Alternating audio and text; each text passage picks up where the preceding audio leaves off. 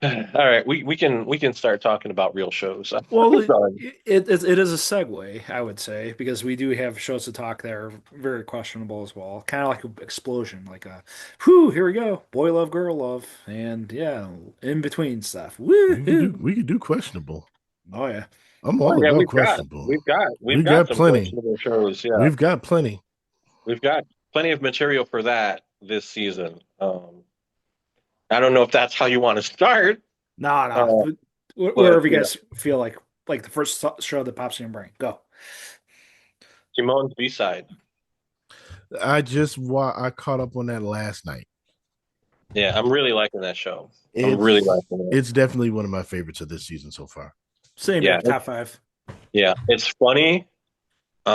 It's I love how each one of them kind of has a B-side. Yeah. Like these are. I kept thinking about what you guys were saying about Oshinoko, and I think this is my show for like industry like insider thing because it's showing like here they are, like what's that K-pop band that's like uber famous? All of them, all of Uh, them. Yeah, like you all of them. know, Like you know there what? was a K-pop band that just performed at the NBA All-Star Weekend. Yeah, There you go. No, I have no idea who they are, and but they have that one singer you're that talking about the one with um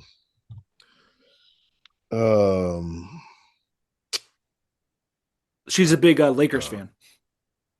I'm thinking of her. No, I no. can't think. It No, was the he's talking guy. about the boy band. Yeah, the Okay. boy bands from The like one where three they years all ago. spun off into singles careers. Oh, The there you Is one that go. it? John Cena Oh, okay. likes.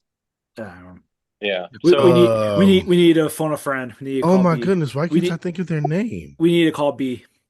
there you B. go. You'll He's know. gonna help us out here. But yeah, I mean, I Uh love how the studio has essentially created these personas for each of them, and how in real life they're nothing like that, and they're kind of like these neurotic messes that are like mhm. fixated on like, Timon is like this depressed, like can barely get out of bed. I don't have any motivation. The other guy is Very like, very oh, self-deprecating. mm-hmm. And then the other guy is like, he's all into money. And then the other guy's like, oh, like I'm Japanese entertainment royalty. Mhm. And I love that we're seeing that side of them, Yeah. and he's getting to see that side of them. Yeah, and that first episode kind of had those hints to like this is the prince, like Mhm. wink wink. And then the sexiest one is the most like insecure one, technically. It's a nice little there you go. You're planting seeds. You're getting the Yeah. gist of this. But I also like that like they don't just leave it at that. There's a like she's starting like you start to see like kind of like the danger inherent in that Yeah. in him and his personality, in that he's very like he has a goal of making everyone smile, and he's able to do that by acting and manipulating, and he's starting to use it on her Yeah. because he wants, a special relationship with her. But I also like that she's like respectful enough of the other fans where it's like, no, no, I can't have this all to myself. He belongs to everyone. I thought that was like an interesting way to go about that. Yeah, and it's Uh, a good study on parasocial. It is. This kind of like I'm kind of iffy on that because it's like all right, this dude is very clearly into you and um it's going to get to a point like she kind of like hints at she like knows his feelings, and she's kind of playing off with like, no, you got to remind you got your other fans out there and blah blah blah. But it's going to get to a point where it's like, all right, you can't we can't do this forever. Like you're going to have to do something. But I yeah, at least I like the fact that she acknowledges it goes back to something that you said about this season in general. Like a lot of these shows and a lot of the characters in the shows are very self-aware, Yeah. yeah, and they're very aware of themselves and very aware of the show. And that's how she is in this. Like she's very self-aware of the situation she's in. Yeah. And it's like some little common girl like her who's going there and cleaning his house. And if they see him out with somebody like that, that can that can mess up his whole idol appearance. Career. Yeah. Yeah, yeah. Yes. It's ties in lines with Perfect Blue. So she's looking out for him like that, but there's like there's obviously there's something there for you too. And he knows it, and you can tell he's starting to get frustrated by that, where he's like, and that's why he's starting to break out like the idol character of him to like force these things on her. So it's kind of like this little cat and mouse game between them. Well, it It, gives the show, it's not just where other shows would all be syrupy and sweet. mhm. It gives it a little bit of a darker edge, um, Yeah. just enough to make it a little bit more interesting, but Yeah. not enough to make it like, oh wow, how is this gonna end? Mhm. It's like there's not gonna be any dark drop off where this becomes a horror show No, all of a no. sudden.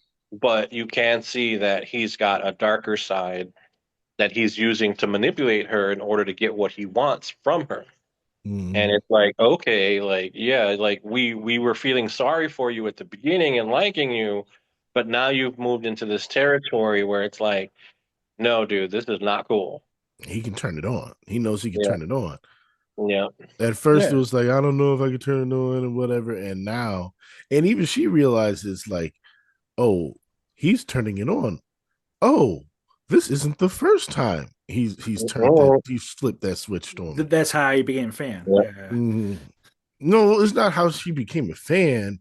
It's just noticing, It's like, how he's manipulating her into it's doing how, what he wants. yeah, Yeah. she's realizing that this character that he is idol character that he is isn't as hard for him to tap into as he makes it out to be. Oh, okay, more in Mhm. that sense. I meant more in the Yeah. sense of like why she became a fan. Oh That Or, yeah. buffer too. or it Yeah, could be, or it could be that it is because as he uses it on her, he becomes more and more. He's kind of like breaking down Yeah. because it's exhausting for him to use that thing all the time, Yeah. and that's why he's It always is. exhausted because that's not who he is. So he has to like put a lot of energy into that persona, and that could be why at the middle point he kind of like makes that shift where she says, "Oh, this must be Timon's B side." Yeah. And it's a much darker, more suicidal, much more depressed person. Because if he's starting to understand that, like, the only way I'm going to have her is if I have to like keep putting energy into this persona, he's going to be exhausted. There's no Hmm. way he can maintain that. And they're and his bandmates are seeing that too. Hmm. And we see that in the last episode where Yeah, the center guy is like, you gotta chill with this. Because yeah, you're going to mess up my money machine. well, Yeah, the other guy snitched out of jealousy. yeah, And so the center guy is like, oh, okay, I gotta, because I guess he's the oldest, they said. or So is he's the like, I leader? gotta, no, the guy that they chose to put in the center, he said that he's the oldest. Well, no, Okay. no, no, no. Ah. Like when they were doing the interview, they said, I think Timon may have even said like he's the oldest, but he's kind of like the dumbest, and he kind of plays this like airheaded type character. Okay. Okay. But he's Yeah. I not, yeah. remember. he's not like that. Yeah. Well, I was kind of relieved because I thought that when he came on board, it seemed like the show was going to switch into a more serious Yeah, kind of show, and I'm like, oh man, okay, let's see what happens.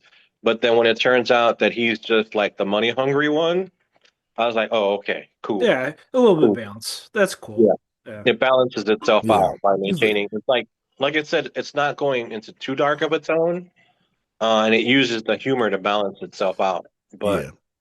yeah, but It yeah, when I definitely was does. watching it, I thought, oh yeah, this must be like the better version of Oshinoko. And you know what's funny? What? This season of Oshinoko, they're really diving deep into like the idol culture. Yeah. And I And will trust catch up. me, Yeah. it's exactly what you're talking about. It's darker. Like the It's darker. last Yeah. episode Yeah. of it, um, so the premise of the last episode is what are their names? Ruby, Aqua's Red hair. sister, Aqua's Yeah, sister. yeah. Um, they're she's like, oh, you want my password to my Instagram? And the agency lady's like, yeah, this is standard agency stuff. And so she outlines like all the stuff that agencies have control over with these idol groups. And she's like, we're actually really relaxed compared to all these other people. And like the list of controls that they said that they had, like, you know, they can choose who can DM you or not. You can't go out with this person. We'll cut out. We'll do everything we. If you're going out with somebody, we'll go everything we can to get you to break up. And like there was just all these lists of you can't go anywhere without prior approval from the agency, like a whole bunch of like just crazy stuff. And you're like, how? And she's just kind of processing this. And as that's happening, oh my goodness, who's the girl? The Uh redhead, the yeah, actress. the redhead, the actress. I can't is she a Kane or is his girlfriend? Good call. No, no. The red haired girl. Yeah, right. But Kana. I think her name is Kana. kind of, yeah. Yeah, yeah, yeah. I've been hearing that she's been stealing a show for this season. Like, all right, I gotta She's catch up. definitely stealing the She's show. my favorite She's character. definitely stealing the show. I'm like, all right, I'll catch So up. they catch up Edwin. So essentially this girl is a disgraced actress. Like she was a child star actress, but she was like a petulant child, right? She was just like very Well, it's very serious very for roles. Yeah, very demanding, very childish, yeah. being disrespectful to all the people and everything. So she was like a disgraced child actress and she wasn't getting booked anymore. Now, So was this the reincarnated girl no, no, or? no, no, no, no, no, No, no. no. Oh, This okay. is a It, girl Oh, that's actually in the world. oh, okay. So later on down the line, she ends up in the reformed B Comanche group, which is the Isekai girl. Her mom was the original star of the B Comanche. yes. And Oh, okay. so they're reforming a group based around her as the daughter as the center of it. Oh, okay. And they bring this disgraced actress in to be part of the group to give it a little star power. And that's the redhead. That's the redhead. Okay. But so this last episode, she's realizing like, I don't really, this idol thing ain't really for me. I'm just kind of a side character because the Isekai girl, she's starting to play the game now. And she's getting hints from this old director on like how to manipulate her way to the top. So she's finally starting to play the game. And the disgraced actress is like, I really want to get into acting again. So one of her old friends invites her out for drinks, and she's like, I can't be in a place like this. I'm an idol. But there's this young hotshot director that's going to be there too. So she ends up talking to the hotshot director. Everything goes well. Hey, let's meet up again. Cool. And so she's kind of using the other girl as an intermediary. Like, all right, we'll Mm. all do this together. So the girl, the next time they were going to get together, um, the guy was like, "Hey, why don't you come to my office? Everybody's still here working." And so the red haired girl's like, "All right, I'll come by." And she's texting her friend like, "Hey, he's at his office. He wants us to come by. Are you still coming?" And the friend, she doesn't show up. So it's just those Mm. two. So you can imagine the kind of situation that it gets into. Yeah. And they get there. They go there, but you know, they don't go all the way. For I don't want to spoil everything for everybody else, but they don't go all the way because of an unresolved issue from the previous episode. But as she's leaving, and while as she's leaving, there's the paparazzi out there snapping pictures. And it's Scandal, obvious scandal, scandal. Yeah. it's obvious that the friend tipped them off that she was going to be there, right?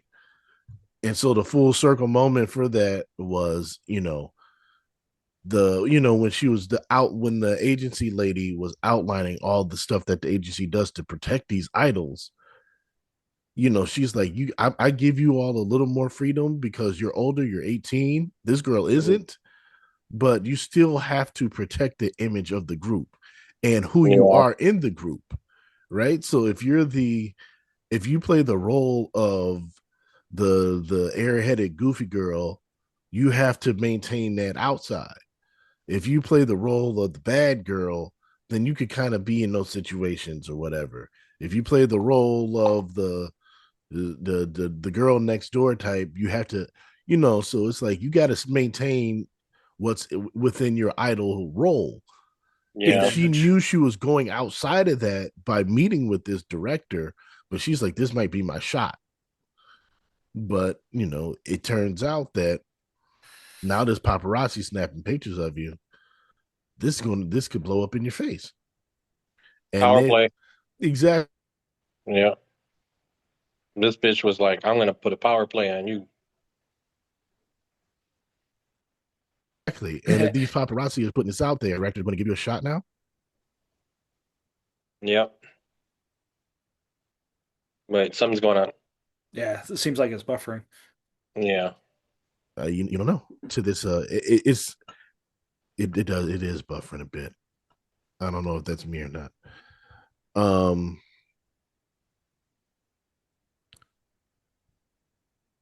It seems like you're Hopefully back to it normal. catches back up. But Yeah. yeah, It seems like you're back to normal. yeah. Yeah. But like I said, Oshinoko is what I call a side mission show. I Yeah. love all of the stuff about the inside of the inside of the industry. That's the Yeah. greatest thing about the show. It's the stupid revenge plot that sucks, and they keep it up. Like not this week's episode, last week's episode, they just they just had this revelation of information that just all came out just out of nowhere. Yeah. And I'm like, I hate this. Can we please get back to the background of the industry? Because it's so fascinating. Well, I think that's why I'm enjoying Timon's B-side Mm-hmm. because I know I've heard you guys talk about this situation with Oshinoko, and it made me think of that. Like, oh, you guys should be watching this because you're getting some of it, but you're not getting the revenge plot, and you're not getting the Yeah. yeah. Yeah, So you're and- definitely getting the idol perspective from both sides because I love the little things that she does to Yeah. express her idol fandom, like Mm-hmm. putting all of the like covering the entire ceiling with the little cutout pictures of him yeah, to give him good luck. Yeah, the go ahead, Jack. shrine, the shrine, Yeah, the shrine. Yeah, Mm-hmm. yeah, yeah. Like she does all those fan things, like going to see the documentary of like what he had to live through, and Mm-hmm. having watched it 3 times, and like like that's fan shit. Like yeah, that's fan shit. Like they do that kind of thing. So you get to see like that world, and she's pretty faithful to it, Yeah. for being a fan. And it's really believable. Um, and yeah, that's one of my favorites this season. I didn't think it was gonna be. I saw the premise. I'm like, I'm not gonna like this, but I ended up. It's funny. I Mm-hmm. love how the characters really stick to they're believable and how they really like she really sticks to her guns. Yes. Like it doesn't like she's not cheap or generic. Like this is a fan. She sticks to it. It she has almost a commitment that you would see in My Dress Up Darling. The way they're committed to cosplay, like, and it's all about them and like the different cosplay meetups and like what they're gonna do. I feel like Timon's B side does that with the fandom of idols, and it's fun to watch and see like what they do and what they go through, and that's a fun part for me too. Yeah. Yeah, Yeah. because it could have been totally goofball and like erased all of that, but I love the consistency. Like it's still there in every episode. It's very well balanced. Yes, it is. Very well balanced.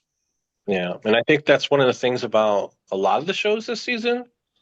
They do that balance where it's not just They're not just they don't just feel like, and I'm not going to say no show is throwaway, but there's some shows where you're just like, oh, okay, this is just the same thing over and over again, and like I'm not Mm, going to watch this. I think that this season, like we've both said, I think they're trying things a little bit differently, and we're benefiting from it. yeah. And one little side blow, you were asking who was the K-pop group for the All-Star game, Jamal? Hmm. And the band is called Cortus. Shout out to B. Cordis. Okay. I knew she He would did. know. Shout out to B. He did phone a friend. He did phone a friend, and she will know. So Uh, uh, thank you to our resident K-pop she expertise. even gave me the background. Oh, I think they're HIBE group, Hybe group. Kind of like an anime center. Oh, it's like Mm, Gonzo. It's like Trigger. I'm like, Okay, what? she knows. She knows. that girl Thank knows you. her background, man. She knows, man. So I'm glad that she gave us that information. Yeah. Shout out to Curtis. Cortis, right? Cortus, Well, Cortis. Cortus, Okay, Cortus. shout out to Cortis. all right. So, how would you like guys to do this? I broke it down to like fantasy and romance because I feel like that's where anything that's not like a big show, I think for the most part falls into those two categories this season, with a few exceptions like Journal with Witch, Hmm. um, which is definitely a show about grief. But I And think, slice of life, the actual true slice of life. Yeah, yeah, yeah. yeah, A one of slice the, of grief filled life. Uh, yeah. But yeah.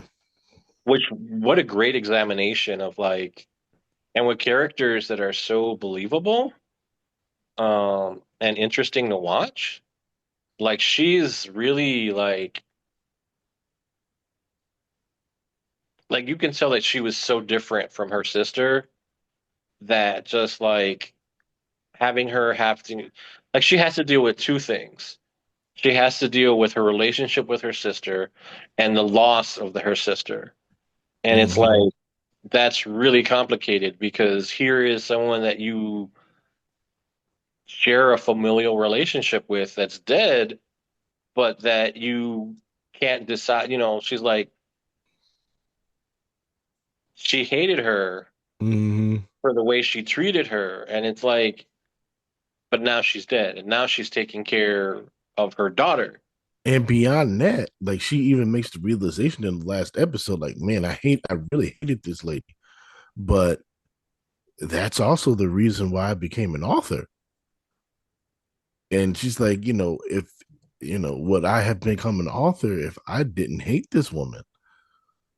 So it's opening these issues for her too.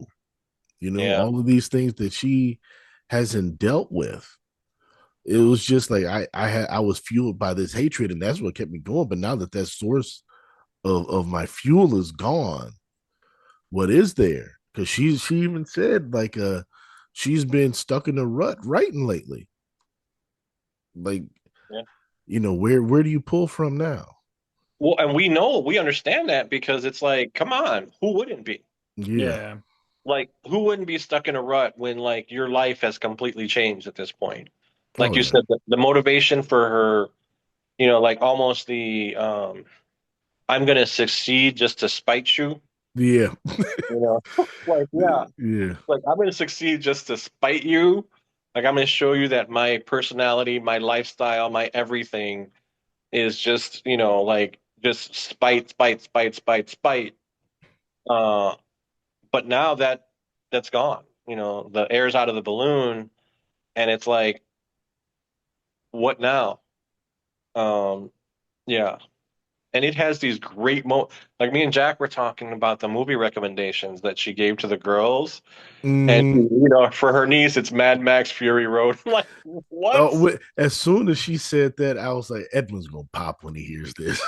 Dude, I I, started cracking Well, up. I it, knew it. I said but Edwin is gonna pop when he hears this. yeah, Yeah, and it was subliminal enough where it's like she's kind of like even like of this total closed-in shell of hers, she's giving this outlet for her niece because that's a Mm, woman that's raw woman film, 100%.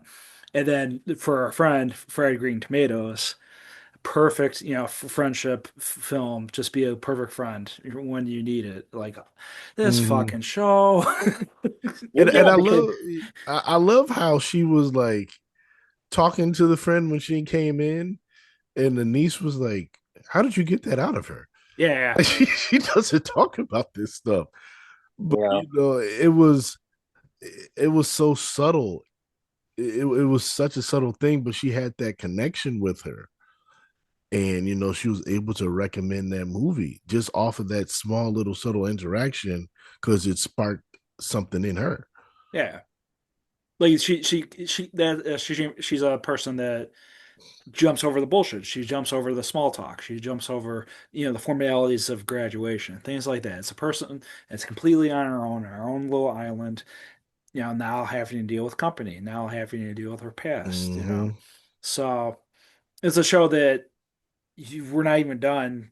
Like each episode's closed book. Like I am good. I get this Oh, show. it's so good, man. Yeah, Yeah. especially that third episode where tells her that I would just make up. You might regret it. Like it didn't come out of her natural like that, but she got it out. They ain't got it out of her the best way she could.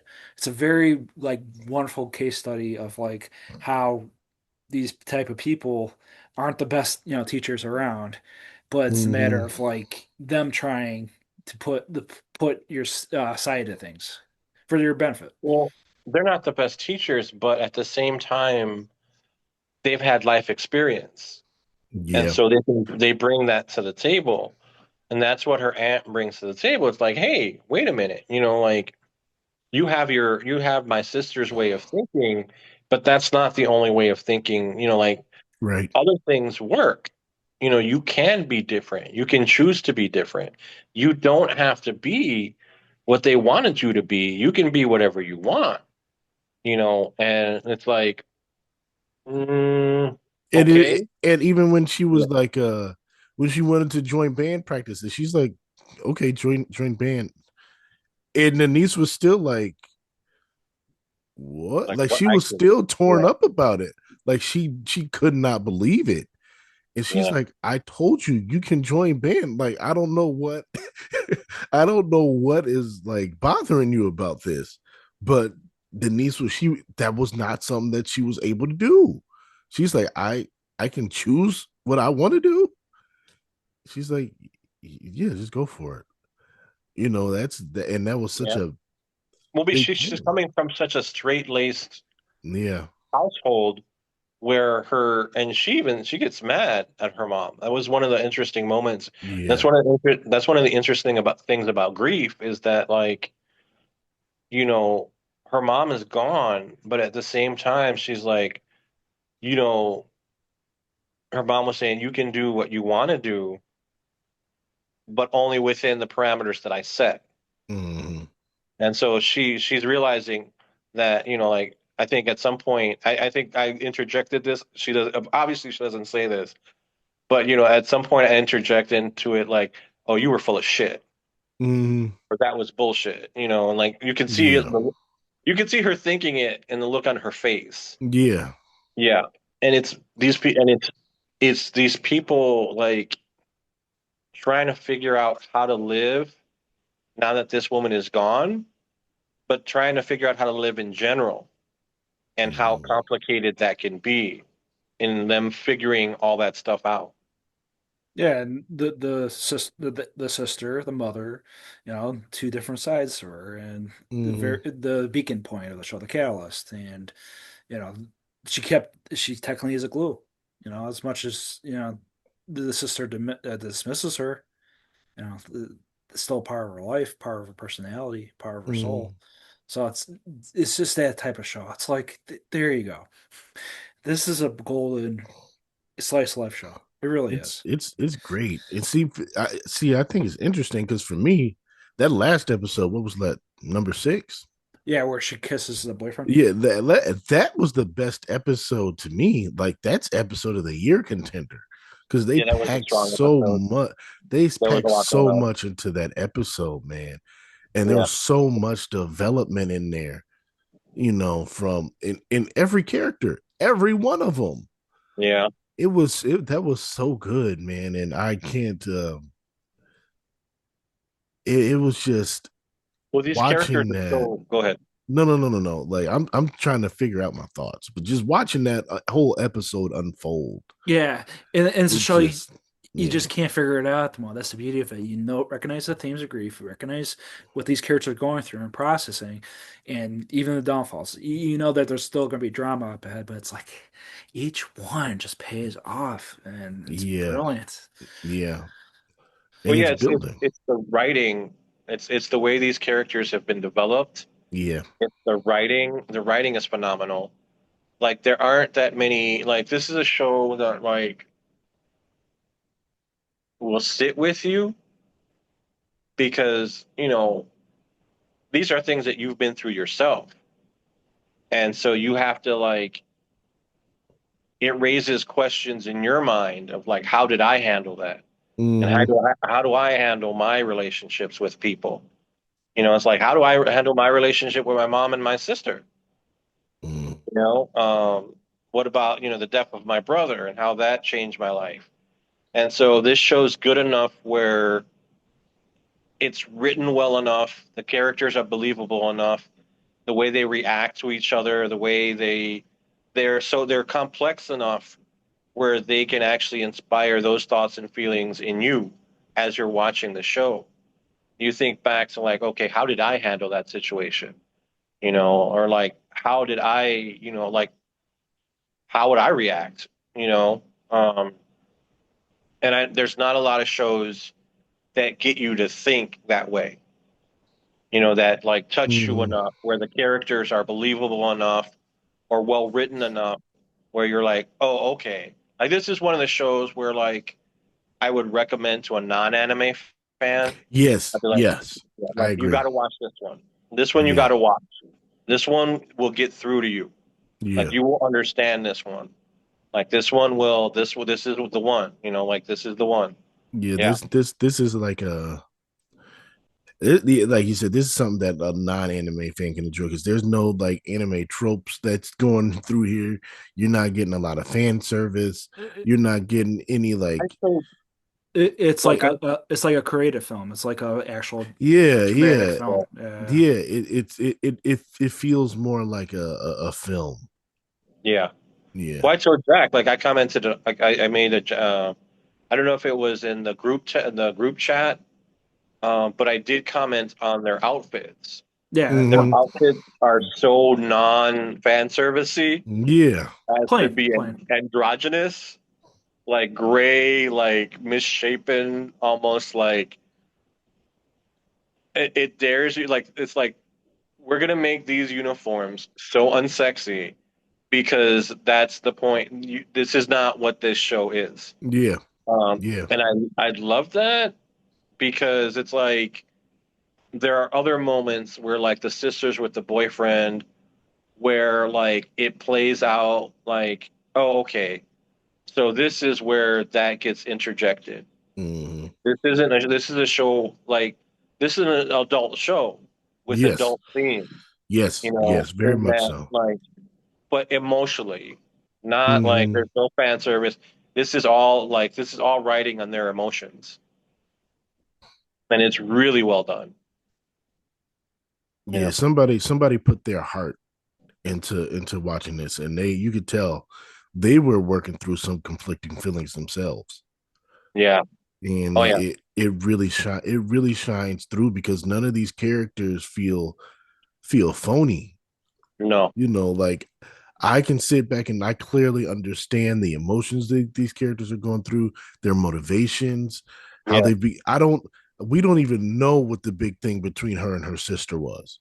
We don't know, but I know that it was very, very real to that character, and it hurt her a lot, and it's been something that she hasn't been able to shake. Even the relationship with her mom, you could tell it's rocky at best, because her mom seemed to be more like the sister, and well, she commented on that. She commented on mm-hmm, that how that. she used to talk them both up and stuff. Yeah. And then as time went by, it just became kind of like, all she does is make comments. Hmm. She's colder, she's shorter with them, and then like she just makes these comments or like, and it's like she doesn't get any enjoyment from her interactions with her mom because this is how her mom chooses to act with her. Right. Yeah. But like going back to what you said, you can totally understand where each and every one of these characters is coming from. Like Yeah. there's no like you don't have to like and it's not that you don't question their motivations or anything like that. It's just that like there's enough there where you understand everybody. Like Hmm. that person makes sense, or that person makes sense. I love the comment when like the lawyer calls her and he says, "I don't read fiction," Right. and she's like, "What?" But people like that. People who are just Yeah. I don't logic read. driven. Yeah, Yeah. and so I thought that like it's little things like that, those little interjections that kind of like paint a picture of all the characters Hmm. without having to like, okay, now I know what that person is like. Now I know what that person is like. And so it's like, but it paints these pictures so you can understand them in a shorthand, but it's complicated enough where you're going to struggle and watch these people as they struggle to understand, like, all right, what's going to happen to them? Like, how is this going to turn out? And what did happen to set them on the course that, like, what did she say to them? Was Hmm. it like, the way, did she treat her sister the way she treated her daughter? And then were there different sides to this woman? Will we see that later Hmm. on to give us a different perspective of like, this was the person, like, she was afraid to be like her sister, Yeah. carefree and like Hmm. and she was afraid to let her daughter be like that. Will we see that side of the mother, or was she just a difficult person, or was it that fear of like not being serious, of not being successful, of not being of being disapproved of by society that shaped her, and they had to deal with it. It shaped them, but it Yeah. wasn't that fear for them, that fear for her sister that just kind of backfired, in these comments that she made to her. And the same thing with her daughter. It's like you can be yourself, but within the parameters that I set for you, Hmm. because I'm afraid of how the world's going to treat you if you don't follow these set parameters. Yeah. So I'm wondering if that, because if this show has proven anything, it's that their characters are complex. And so I don't think that they'll let the sister be just like this one dimensional, like, oh, He's I'm going to not. be, yeah. It's not going to be a cookie cutter ending at Mm-mm. all, at all. No. Like No. I'm bracing for the worst, but I'm also embracing like yeah. At this point, just I trust them. I trust them. There's going to be something because even like you said, like they had that scene where she was in her room and she was looking like at all the manga, whatever, and they had that scene where the sister was like, "Ah, you're still reading that stuff," and she's like, well, "You used to give them to me, like you were the Yeah. one that gave me this." And so, like, Yeah. we know that there was a break somewhere. We don't know where the break was. Like, if she just matured out of it, or if something happened, and like something happened, and at some point, this closeness that they had, it just went left. And like you said, I don't think there's going to be. It's going to be complex. It's definitely going to be complex because this show doesn't. This show doesn't do the dude paint by numbers.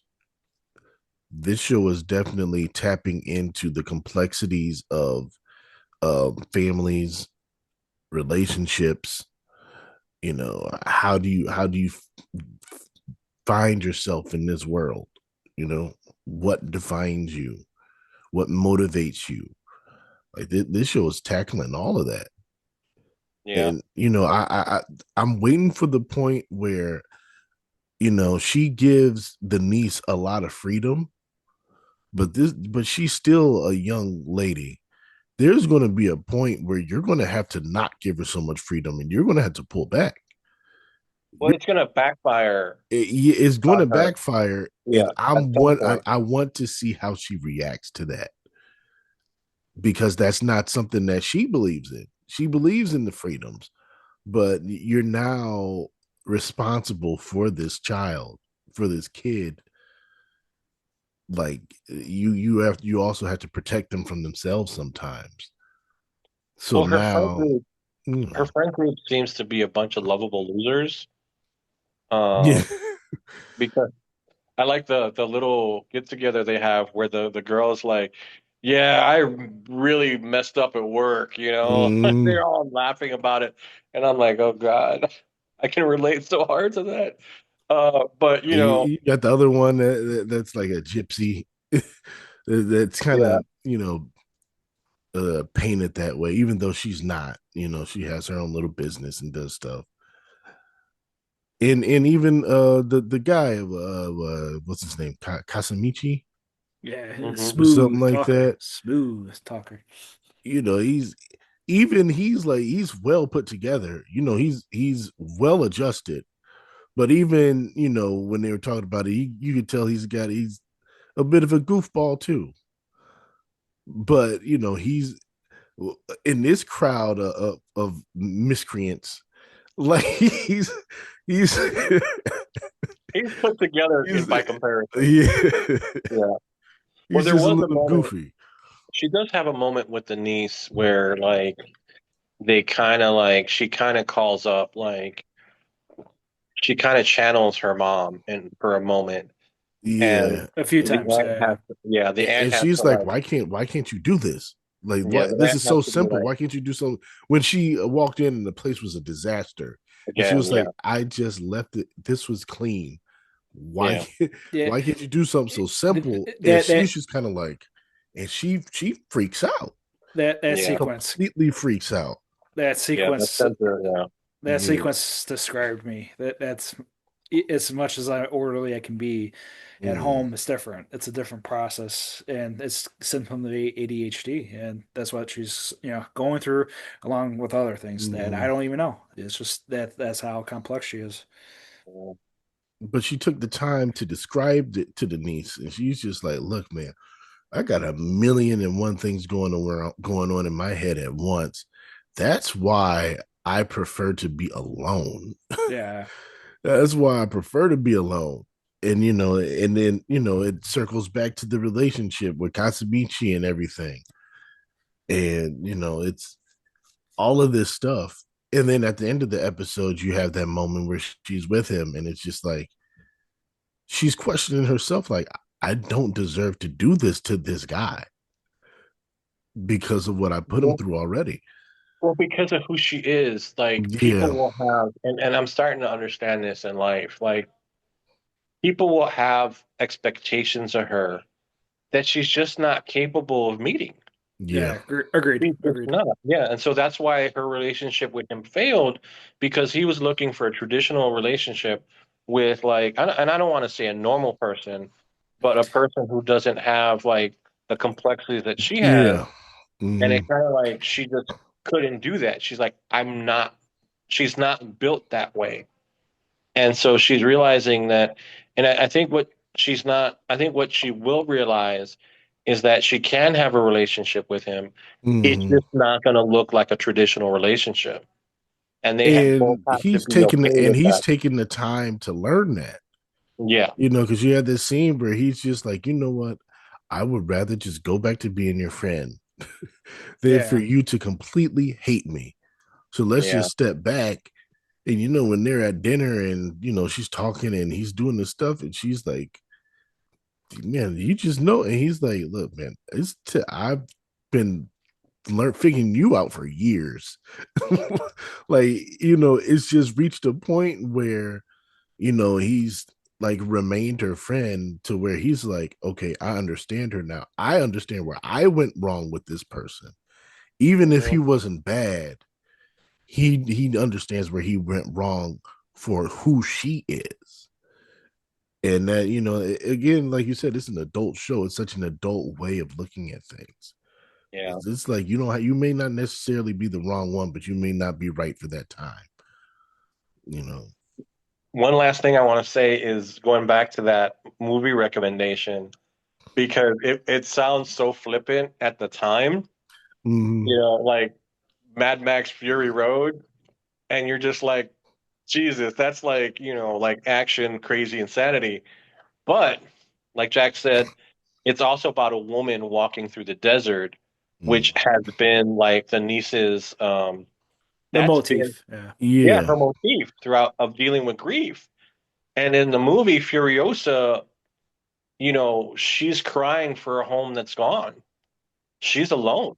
Yes, yes. That's what I Yeah, mean. yeah. With this main character, Furiosa. Yeah. Mm. Yeah, it's a good parallel to what the niece is going through in her internal emotional life. It Yeah, was it was a very well thought out recommendation. it Like really you was. said, it just seemed very flippant and out of the ordinary when Yeah, she says it, but when you really think about it, it's like this is perfect for this girl. You know, Yeah. yeah.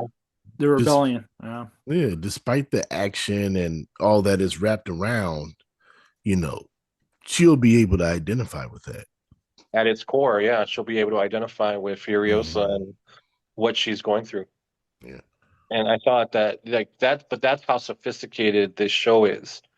Where like throwaway, It was that supposed to be a little gag, throwaway quote unquote. recommendation, yeah, Yeah. a little yeah, gag recommendation, isn't really just a gag recommendation if you give it any kind of thought. Yeah. yeah. If you understand the film, you're like, oh shit, like this is actually like a serious moment. Mm-hmm. The parallels between her emotional inner life and Fury Road, it's there emotionally. And so you could watch that film and the parallels between the two, you're like emotionally, Mm-hmm. not like, genre or anything else, but emotionally, the parallels between the two are there. And so, like you said, this makes this more like cinema than anything else. Yeah. Yeah. And I don't like the artsy fartsy stuff, but No, Well, this is not that. This no, is just a very well done, you slice of know. life. Yeah. Yeah. yeah. And I was kind of hard on the first two episodes solely because of the music, the direction, but that was kind of Yeah. that Yeah, was kind you of the were. point. That was kind of the point as well because it's that sudden grief, that sudden like, ooh, like Mm-hmm. literally died last week. I'm going back to school, chaotic, chaotic, chaotic, over Mm-hmm. ADHD, and trying to Yeah. adjust, trying to adjust. And then they had those parallel scenes in the desert, and the music was louder, then softer, like imbalance, imbalance. Third episode, Mm-hmm. we're starting to live together, starting to find that calm. Okay, I get it. I Yeah. can see why the Yeah. third episode meant so much to you now, because you were hard on it the first couple Not to episodes. his fault. I was still sold Yeah. on it. It's just Yeah. a matter of Yeah, he was, you were hard on the music. yeah, Yeah, you definitely were. But I'm glad that that episode kind of put everything in perspective for you. yeah. Oh, and speaking of music, can we talk about that closing song for a second? It's a good Like closing that, song. Yeah, yeah, it's like that very could good. be performed by the Beatles. Yeah, that could be a lost Beatles song. I'm like, this is really good. Yeah, Yeah. And in the first actual scene of the show where she's singing, and this is lighthearted tune, and Hmm. it turned out to be the OP song, and it's just like a nice little like this is where we begin this story, this complicated story, but the most beautiful, simple intro where she's about to sing "Baby, baby, baby." So Mm. what else do you guys want to? Anybody else want to dive into something? Do you have any shows that like off the top of your head that this season that like big ones, small ones? Let me see. I gotta look at my list. Okay, I'll say this one real quick. Um, I really like the first season of My Hero Academia Vigilantes. I don't like this. I don't like the second season as much as the first. I haven't caught What's up, going on? unfortunately. And it's fine. It's just that I don't know. It's just not working for me as much. Okay, Um, the pacing, the tone, the I stories. think it's the pacing and the stories. Okay, It's just not connecting with me the way that I really enjoyed the first season, and I was like, oh, okay, I'm starting to get this My Hero thing, and this second season, it's just not quite there. okay. Um, that was a quick hitter. I Let couldn't me pull get up my into the list. I couldn't get into the first season. Um, I'm not sure that I liked anybody. Hmm. on the show. Um, yeah, I was just like, because I my hero kind of lost me around the end of season 4, and so I tried really hard to like watch Vigilantes, because I'm like, all right, this doesn't have to deal with like the bigger story, and nobody's like sacrificing their body to try to do what they shouldn't be doing. So I'm like, all right, this is a little bit softer. I can deal with this, but it just wasn't like I didn't need like another. Um, I get that All Might's like the most popular, like hero in the world. I didn't really need somebody else to worship him. Yeah. It's a complex thing because it's like one of those things where what Hmm. if, reality based, what if we have that one guy, superhero that punches Trump in the face and throws him off to the sun? We praise him as God. Well, I completely understand because it's like as much as people want to hate on Superman, I think that he would be idolized by a lot of kids. So I get that. I understand that part. It was just like I felt like they could have used some distance. Oh, I agree. Uh, Yeah. yeah, that was it. That was like my one complaint with that character. I feel like it could have used a little bit more. I think it would have helped and created a little bit more distance from the two shows if he wasn't also obsessed with All Might. Uh, like I get it, I get the obsession. And that's not that I don't get it. It's just that I didn't like it. I thought that a little bit more distance would have given the show its own more its own identity. I think that would have been kind of like a little bit cooler. Yeah, it But is what it yeah, is. Hmm. And it's a homage to yeah. Deku as well on top of it. It's like a weird what if scenario because this is the vigilante side. This is like, you Right, know, right, we're starting off hot, and this is technically the prequel before My Hero. And vigilante right, only because they're not licensed. I mean, it's It, right. like uh, yeah, it's like a little technicality there. It's like you guys aren't licensed heroes, so you uh, feel like yeah, Mm. yeah. So that was my heroes. Um, Back to another hero show. The Samurai Troopers like remake thing. didn't see it. I'm digging it. I I'm haven't seen that digging one it. either. Is it it's kind of like nostalgia throwback Okay, because it's Samurai Troopers. okay. But they've taken a bit of a darker turn, which is more modern because everything is like darker shonen, darker fantasy. So I like that. It's kind of like it's like a less funny, um better paced version of Go Go Loser Ranger. Okay. Um the Edo Fire Slayer, it's disappointed me a bit. I'm kind of mad at it. It's not bad, it's just not as good as I thought it was gonna be. Yeah, I wanted to check that one out. I haven't watched that one yet. That's one of the few ones that I haven't checked out. Uh, yeah. You're not missing out on much. I You know which I one I, I'm I uh expected better. That's all. one of the ones that I'm really liking, and I'm gonna promote it a little bit because it is on High Dive, and High Dive I don't think gets as much love as it deserves. That's Uh, because High Dive won't let you log in. no, it won't. Yeah, It's so and stupid. Oshinoko is now on Crunchyroll. In fact, Yeah, it's still yeah, on High Dive too, but Yeah, only first 2 seasons. So I think it's on Netflix too. I think it's everywhere now. That show. Jesus Christ, it won't go away. I like Hell Mode. Um, I was I gonna didn't, bring that up too. yeah, I didn't think that I Mhm. was gonna like this show as much as I did because it's that first that opening scene kind of like paints it as pretty generic. But I've really liked this show. I like that Yeah. I like that it stuck to him being a serf. Hmm. That I like that the politics of like that the whole dynamic, the whole structure, the societal structure has kind of like dictated what he can and can't do with his life. Hmm. Where most shows it would have been just brushed to the side and he would have just started building his OP life. Yeah. Um, I like that he builds it within the structure, not only because that's where he finds himself, but that's where his family is at. Yeah. And his goal becomes to like pull his family out of that life into the commoner life. And I love that in the most recent episode, his dad was like, I'm going to push you. Like, you're Yeah. not just going to have the commoner life. You're going Hmm. to have, like, you're going to be right there in the middle of that, like upper crust life. I Because, love that. yeah, and it worked too. It worked with the show because that's exactly what his dad would do. Yeah. And You and I know, love how he was like, I was looking forward to doing all this dragon hunting and everything. And like he sees like the pride and stuff in his dad. And it's like you said, this show's so self-aware.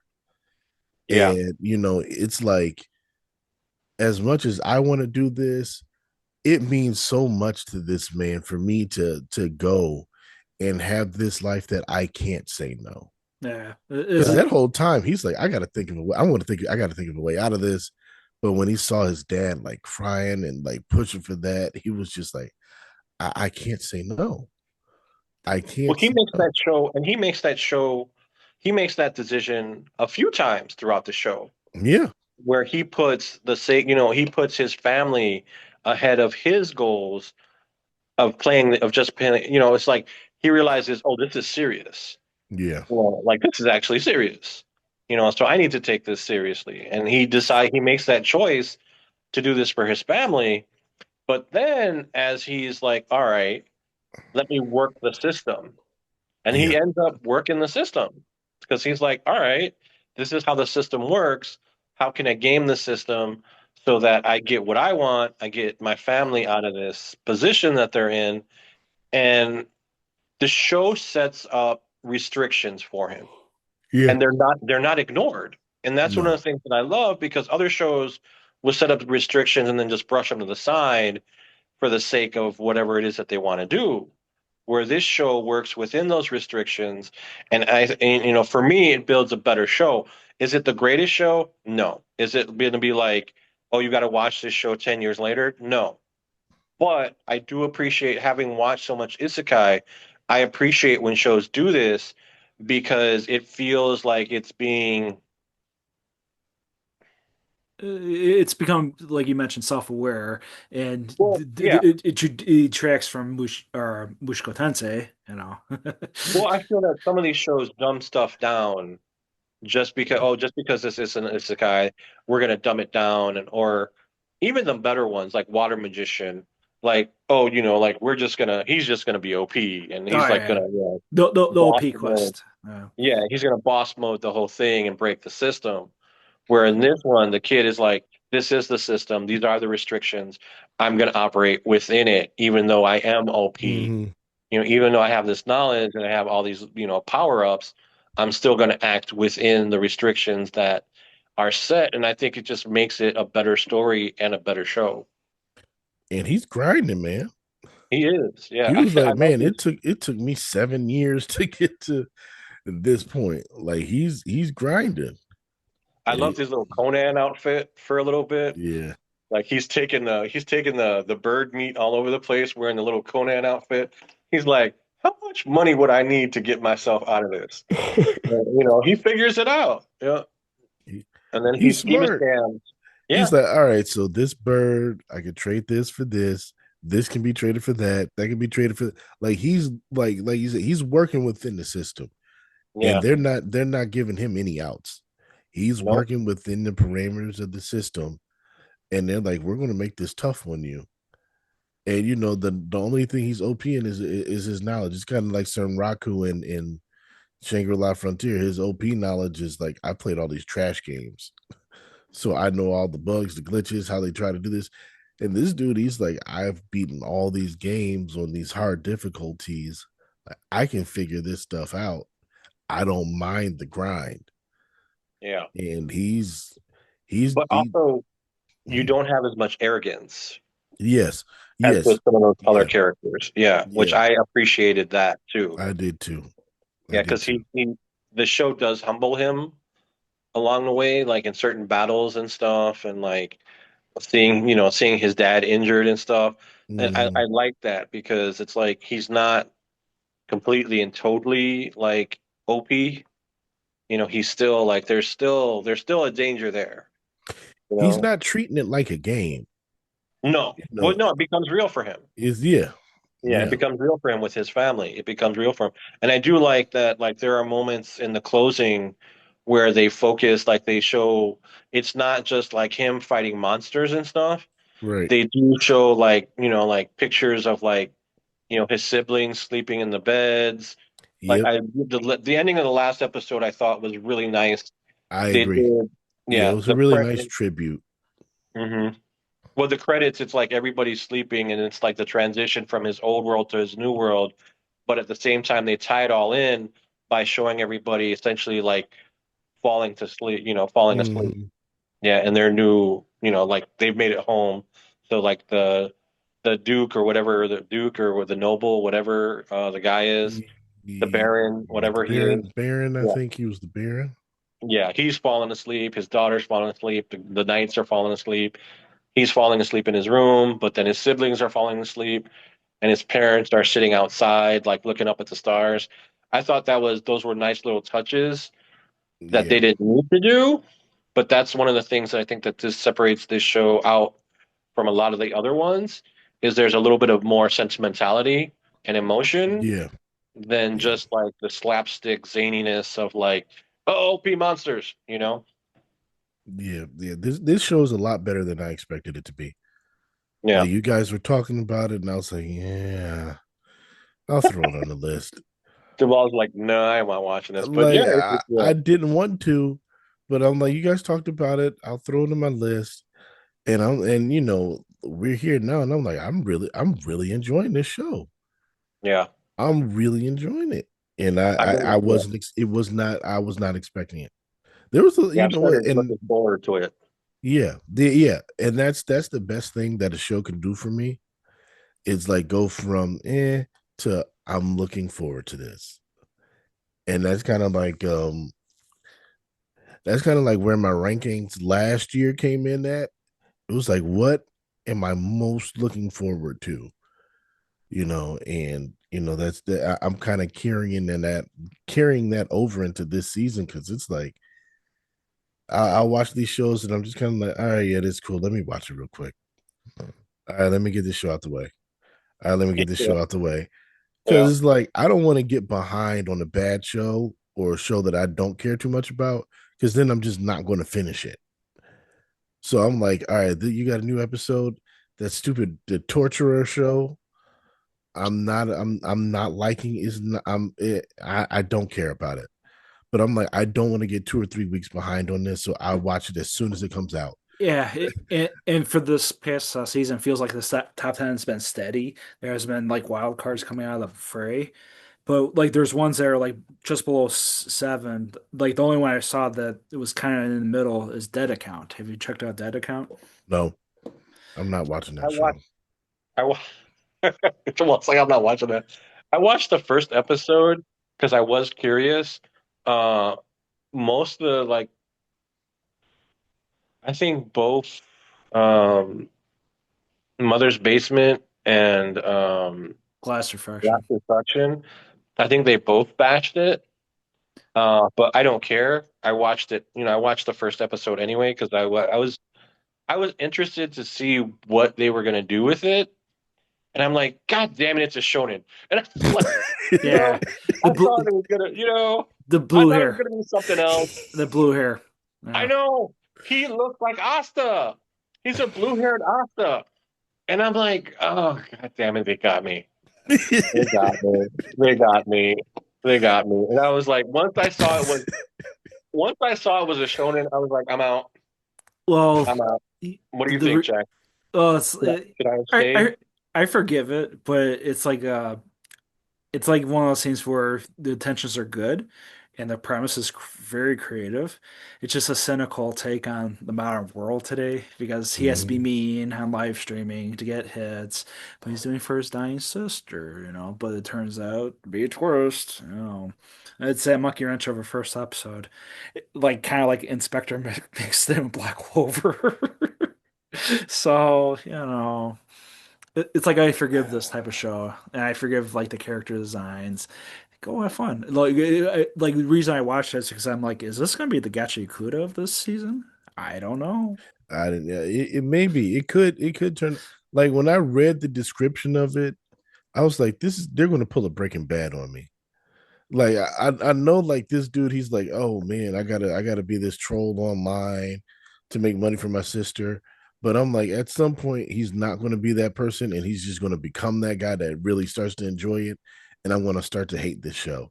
Like I just got Breaking Bad vibes, It and it I'm it like, it doesn't go that route, thankfully. Thankfully, yeah, that's good. I was hoping it That's would be good. like Logan Paul. I was hoping it would be like even like Sunraku, like if he was a troll, like 100% all the time troll, live streaming Mm. troll. So it's like, all right, this is the modern world. It sucks. God damn, it sucks. But at least they did a nice little reroute, for the kids. Like, don't be a fucking jerk, because he was technically doing it for his sister, and the twist is his sister's been dead for a month, and this society comes to help him, and he turns out to be a special boy. Here we go. So wonderful. I I just felt like a bait and switch was coming with that show, and I wouldn't like it. So I was just like, I'm avoiding this. Yeah, it's just mid. And At the when end of I the day, it's and when just I mid. saw the Yeah. like cover art for the show, I was like, there was just so much about that show that I'm just like, yes, yeah, I This, don't think so. after watching that first episode, I just felt this is a poor man's Jujutsu Kaisen, and I'm like, no, Yeah, I'm I not fair, here for fair. it. I got Yeah. Jujutsu Kaisen. Yeah, Like, yeah, Inspector and all that. Yep, yep. yeah, Yeah, yeah. so you'll have to keep us abreast of that show.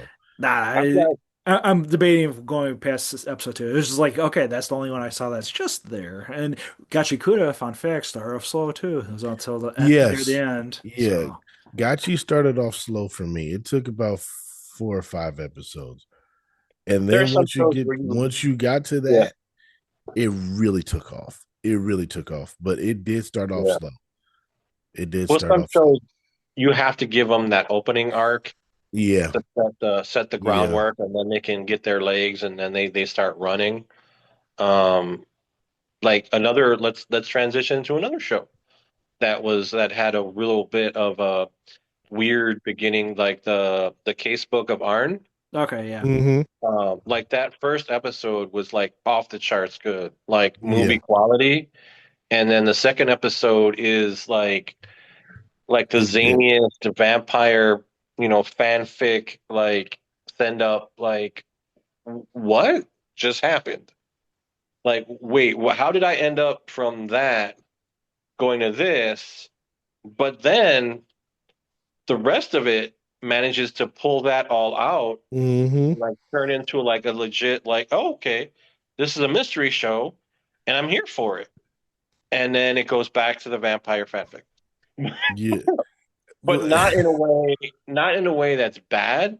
yeah. Uh, because you're like, all right, now I know what this show is and I know what to expect. Yeah. And as Yeah. long as I'm okay with that, then like I'm okay with the show. Um, but yeah, it's been kind of like all over the place. But at the It same time, has. I'm like, it's a good enough mystery show where it's like, you know what? I'll stick with it. Hmm. The characters aren't as original as I would like them to be, but it's I still agree. it's been a fun ride. Yeah. I'm like, you know what? This show is entertaining. It's not the best mystery show of the season, No, but it, but it's a good like mystery. It's a it is a solid good mystery. mystery. Yeah, it's a solid mystery, and it gives you enough of those fantasy elements where you're like, I can enjoy this, and the vampire fan like when he has the battle with one of his hearts, the guy who's taken one of his Yeah. hearts, Yeah. Yeah. when he has that battle, Mhm. it's really well done animation wise, and it doesn't like take over the story. Like his laugh was annoying. I don't know why they do that laugh. That laugh. I'm like, Yeah. I why don't. is this a thing? I don't know. Um, but otherwise, and that was like, you got to be careful with those arcs and those transitions because sometimes you'll start watching the show like that through that first episode, I was hyped. I'm like, oh, this is going to be like great. Yeah, same, And then I'm same. like, what happened? But then it won me back. But anybody else would have been like, if they're not willing to like keep going, they would have missed out on They the would have mystery. lost it. They would have lost Yeah. it. Yeah, that second episode just it was a complete shift. Yeah, It was a complete shift. So it kind of changed your expectations. So very it's much. But good. then it kind of pulled itself out of the little. It did. It did. And I do enjoy it. I do enjoy it. Yeah, I think you'll like this one too, Jack. I, I I, I think like you'll like the this quite a I bit. I like the first episode. It was just it reminds me of Conan. You know, it's like here we go, Boy Wonder. But we'll see. It's a nice little twist. He's not the main focus, and it turns out to Well, be this Well, vampire. yeah. He's not a boy. No, no. He's not a boy. Um, yeah, that's but just one of his many forms yeah. that he can take, Jack. So he has like a full adult form. Yeah, He has the child form, the full adult form, and yeah, I mean, I think they're totally referencing a bunch of like other detective shows. the old school stuff. Yeah. Yeah, Yeah, yeah, yeah. Oh yeah, like that first episode, you like this show is so enamored of like old detective movies, but old horror movies too. Yeah, you could Yeah. tell. You could Hmm. tell. It has a real appreciation for that stuff. Yeah. And I'm here for that. I'm like, and it's like I said, it's not like the best mystery show this season, but I think it's really well done. And I think this is totally worth people watching. yeah. How about that segue? What is the mystery show? The Holy Grail of Eris. Okay, Yep. Jamal got it. Yep. Yep. but Yep. I knew it. but it's also a wonderful court drama. It's also a wonderful supernatural It's got a dramas. lot. And then Yeah. this was the show that I was like, this is gonna be an Edwin show. Like when I did the review with Tyler, I said, this is gonna be an Edwin show. I knew it from the second I saw it. I said, this is gonna be an Edwin show. And it has not disappointed. No. It has not It, disappointed. it's kind of like how do I explain this to people? It's kind of like it's like if you take an Otome game, like one of those and a bad one. If you take an Otome like an Otome, like one of those game show, one of Mm, those, it's an anime based on one of those games where they're reincarnated into the game and they have to live out, the they have to have that scene where you're disgraced and everything.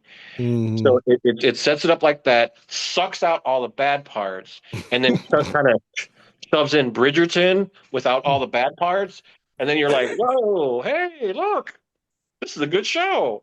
yeah. Yeah. And it's great. I mean, it's like I usually don't like do shows like this.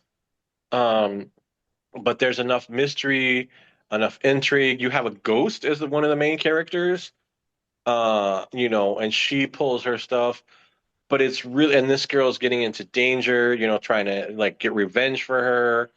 And like, I'm here for it because there's legitimate danger. Hmm. There's legitimate like court intrigue. There's like enough going on where you're like, you want to solve the thing, you want to know what's going on. There's like these different characters that come into play, and they don't have the usual like generic motivations. Like there's actual like developed like, Yeah. oh, okay, like her friend is really just her friend because she stood up for her so many times and accepted her when the dickheads wouldn't.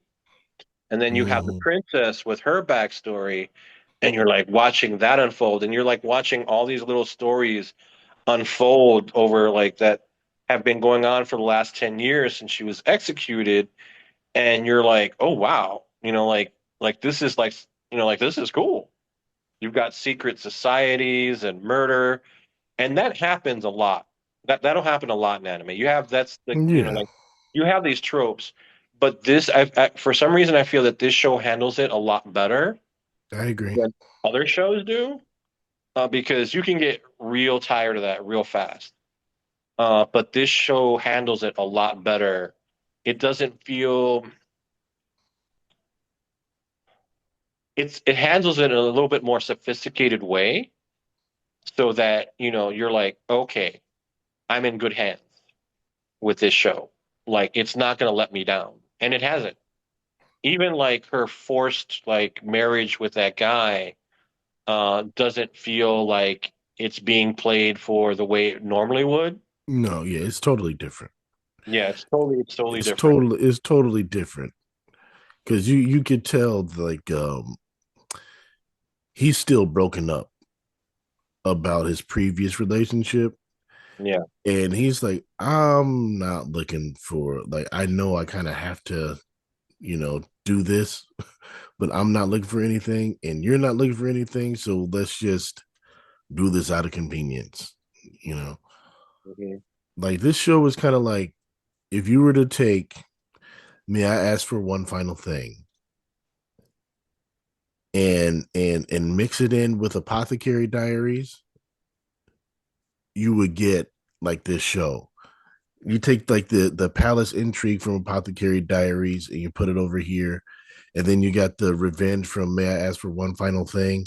And Scarlet, instead of like being the actual person, is just a ghost that needs somebody to do her bidding, and Mhm. she has Mao Mao doing Yeah. it.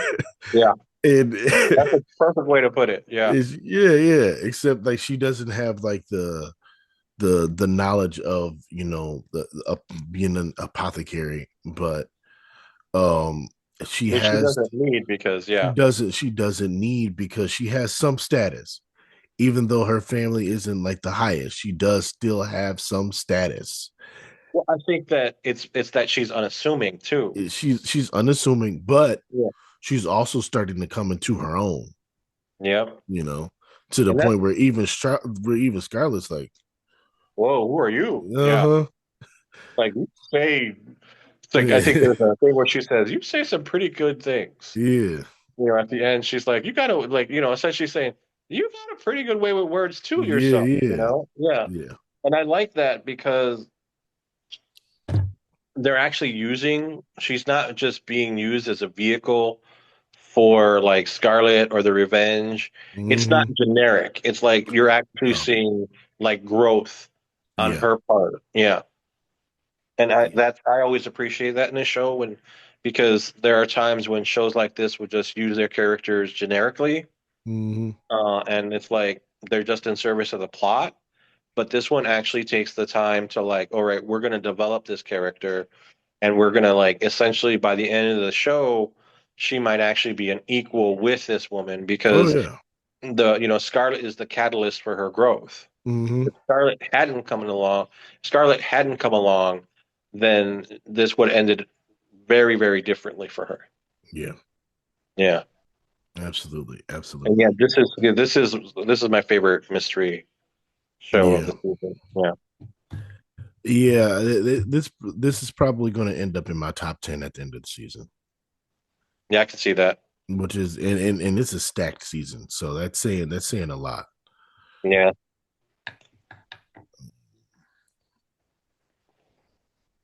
What else All we right, got? Jack. You got anything you want to talk about, Jack? Not at the moment. Okay. I got Um, one for him. Jack of all trades. Oh, there you go. Party of Let's None. talk about Jack of all trades because Jack has brought this one up a few times. Yeah, this So is his chilling in your 30s for this season, I think. yeah. Yeah, Yeah. and it's becoming like a weird like I need this type of show at least once a year. Like what like the Great Cleric, like Uh-huh.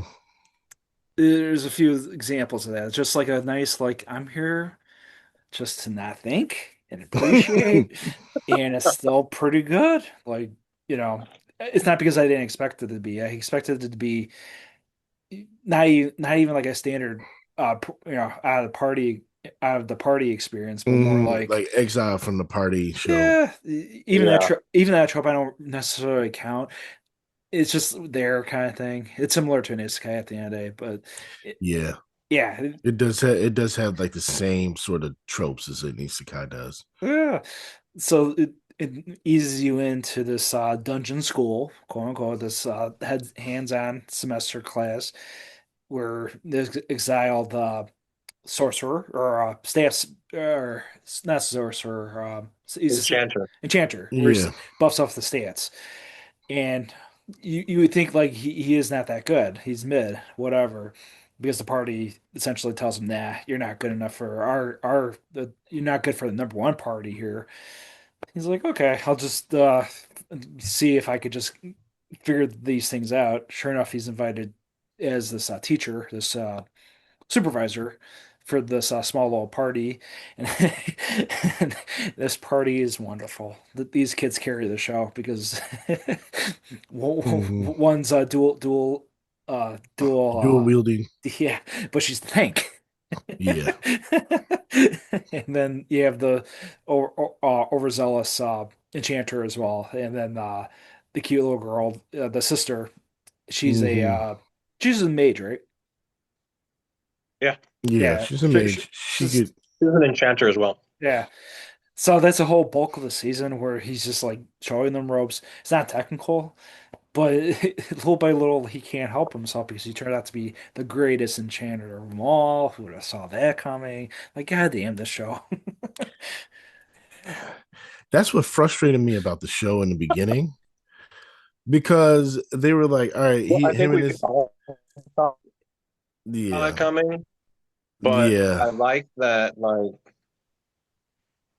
I, oh, I lost both of you guys. Oh, hold on. yeah. Give it a He's second. buffering. He's buffering. We'll catch him in a second. You guys are gone. It's all right. We're waiting on you. All right, so he'll pop in a second. Yeah. It yeah, and basically what it builds into because I didn't think of it until like the second or third episode. It's fucking solo leveling. You Like want?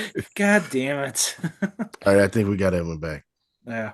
So it turns out that he's actually, he helped out the number one party, do all this crazy shit. And then, yeah, he's even helping out the kids, on his own whim, creates his Hmm. own magic, like a whole school. This universe has its own rules. Yeah, and that's what I didn't get.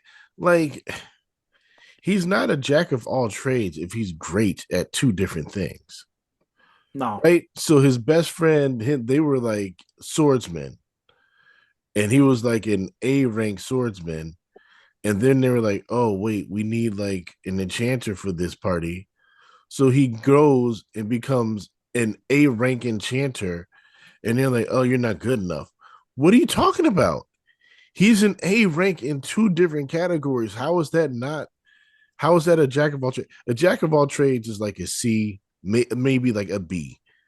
And like, all right, you're a B swordsman, like a B enchanter, a B mage, a B tank. Like you're like solid at everything, but you're not great at anything. He is exceptional at two things to the point where even the mage that they're like, oh, she's the greatest enchantress ever. She's like, he's better than me. At first glance, she's like, he's better than me. So it's like if you're gonna be jealous, just say that you're jealous. Don't like make it out to be like this dude is he's a jack of all trades. He's not. He's A rank in two different things. A self-taught A rank enchanter who's making up his own. You cannot make up your own magic and be A rank. I'm sorry. I'm sorry. I mean, I'm not the fantasy guru that you guys are, but from my knowledge of fantasy, you cannot be in A rank and make up your own magic. You got to be Well, S. You got well, to be S. it's like one of those things where it's because he's not self-aware and he's so hard on himself. Like you get that, you're sold on that idea. The problem is that they go ham with it. It's like, bro, what the hell? It's just So that they go so far, but like you said, they this is kind of like this like exiled from my the hero party thing has become like a thing now yeah, because Yeah. even like that what was it, the outcast restaurant thing, it was the same thing. Yeah. exile from the hero party, roll over and die, same thing. Like Yeah. it's becoming like a genre within itself. OP, but It being has, yeah. There OP, was but being hard yeah, on themselves. yeah, and there I was the parry, one that I parry everything's kind of like that too. Yeah, there's yeah, a little bit. I can see. Because I don't not as much because he never really made the party. He was never good enough to get in. no, but But he did I like the get basic. He did the basics right, kind of thing. he has to be. Yeah, I get what you're saying. yeah, There was the yeah, one you're that getting. Edwin liked from the one that like I left the A rank party to something. I don't know. Um, it was like I think it was called like I left the A rank party to train something yeah, something from Oh like yeah, a yeah. year or two ago. To train with my former students or Yeah, something. yeah, yeah, yeah, yeah, yeah. Yeah, That one. Yeah, that one was passable. Yeah, that one was passable. yeah. Same. Um, We're starting to see like more of that. yeah, well, there was a Beast Tamer one a couple of seasons back, but this has definitely become like a story. It went from being kind of like a story feature to a trope and to a genre of its own. yes, Yeah, Yeah, and yeah. this one started out like because what happened was that they started out their party the way they wanted to. Like, we're going to do this together. Right, Then, like, the prevailing wisdom was like, you need an enchanter if you're going to go further. right, So right, they kind of forced him into doing that enchanter thing. And he was like, oh, fuck, how am I going to do this? And so he had to come up with ways because he wasn't an enchanter at all. right. So he had to learn this and come up with ways to help them, like by coming up with his own shit. He's jack of all trades in that um when he defeats the dragon, he's like, I'm going to be every single part of the party.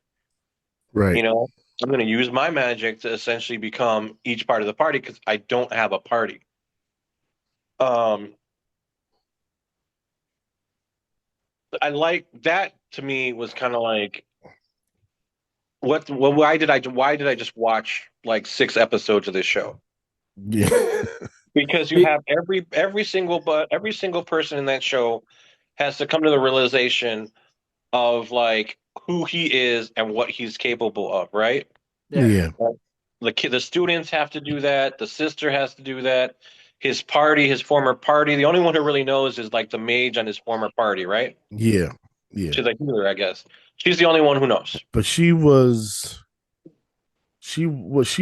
there when he made the decision or something. Right. She Right. wasn't part of that. Yeah, she wasn't part of that. But like he knows. He doesn't need any convincing. He He knows doesn't full need any. well. He comes up Yeah. with the strategies for how to go about defeating these bosses on each level and everything. Like he knows. Yeah. And so it's just like and that's a flaw for me. Like if your original premise doesn't make sense to me, it hurts my opinion of the show.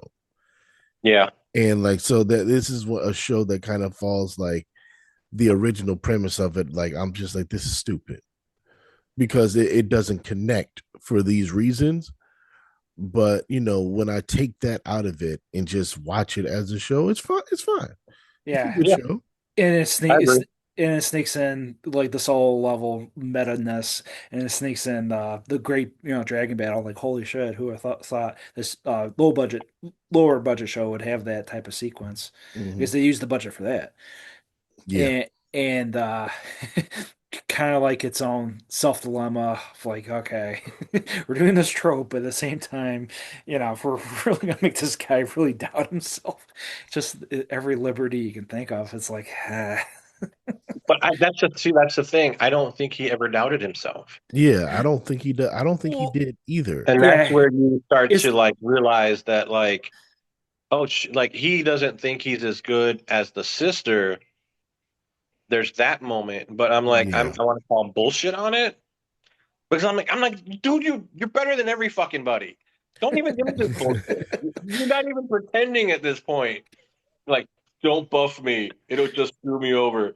And then he's like, oh, I'm gonna do all the parts of everybody. And I'm like, dude, you're fucking OP. You are OP. This isn't like my stuff helps you guys to fight better. This is like I could solo level this whole place on my own. It's like, come on. Yeah, that was the one that was Zach, I was with you on this one until that point. Then I was And like, then, no, fuck this yeah. guy. Like, no, no. That's why I love it. Yeah, Yeah. it's we've said it's the antithesis of what we said about the shows from this season. Oh Like yeah. we said, all the shows from this season is so self-aware. This guy is not. No. And it He's was not. working. It was Yeah. like watching the hero and his party kind of like realize that he messed up is like, oh Yeah. shit. But then the moment where the main character, the Kirito clone, realizes that realizes that he is, Or Sanjin Wunklo, technically.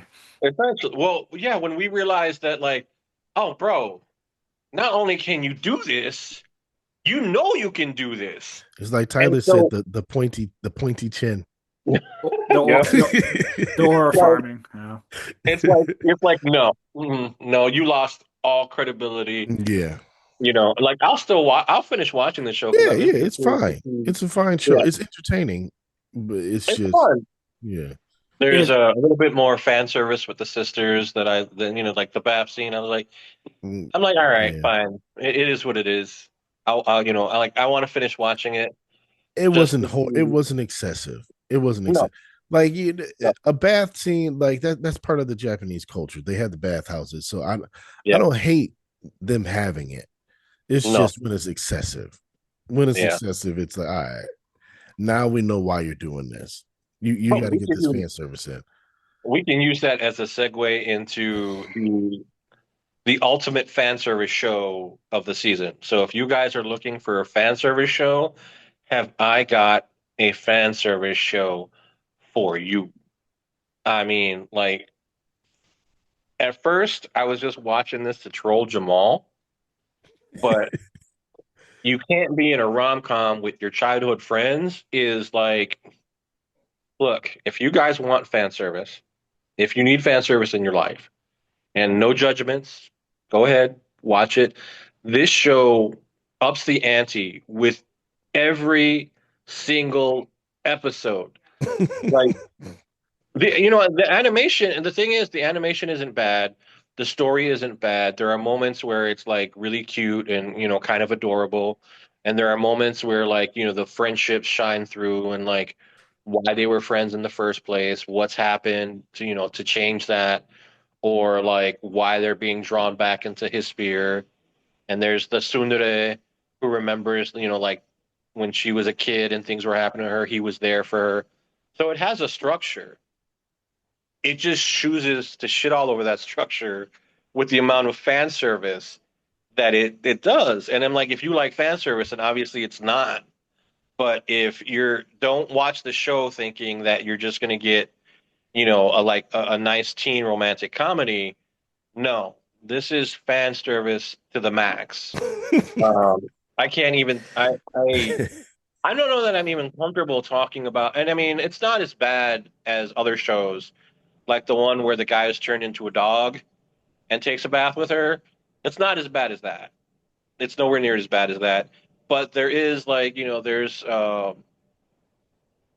bath scenes, there's shower scenes, there's preparing for shower scenes, there's bathtub scenes, there's panty shots, there's bra shots, there's bathing shots, there's an entire swimsuit, there's an entire beach episode. There's the younger one, there's the two older ones, there's the fourth girl that's going to be introduced because of course you need a harem for these kind of things.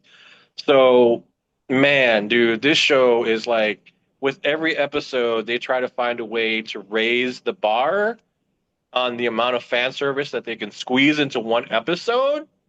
And at this point, I'm just watching it as an absolute train wreck because I'm like, I'm just incredulous. I'm just, Like I'm just like, how far are they gonna take this, man?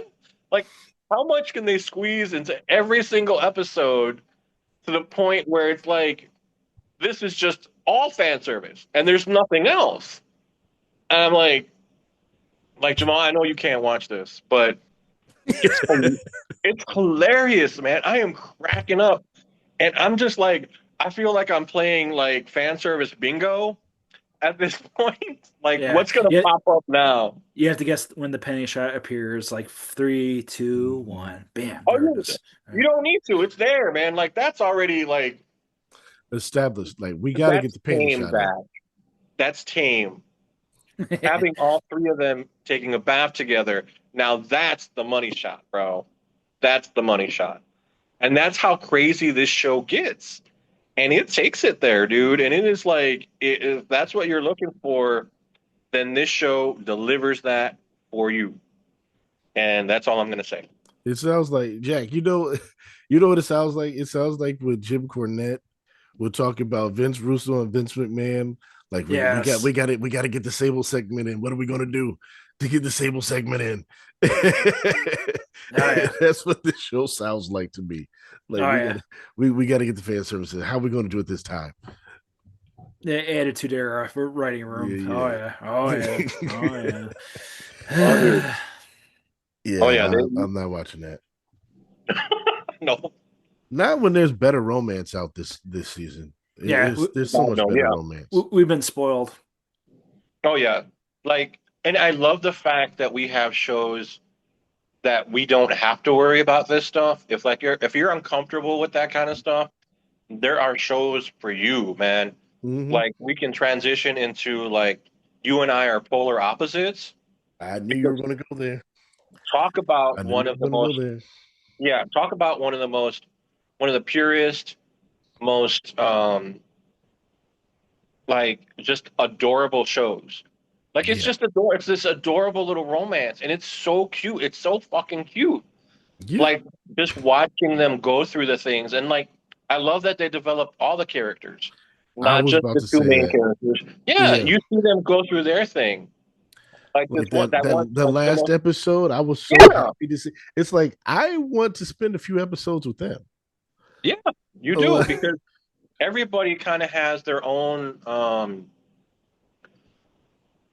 They're not. I wouldn't say that they're overly developed. I wouldn't say that these characters are going to stand out and stand the test of time, but they are original enough. They have their own motivations. You know, they Yeah. have their own personalities, and you like watching them interact with each other because it's interesting. It's funny.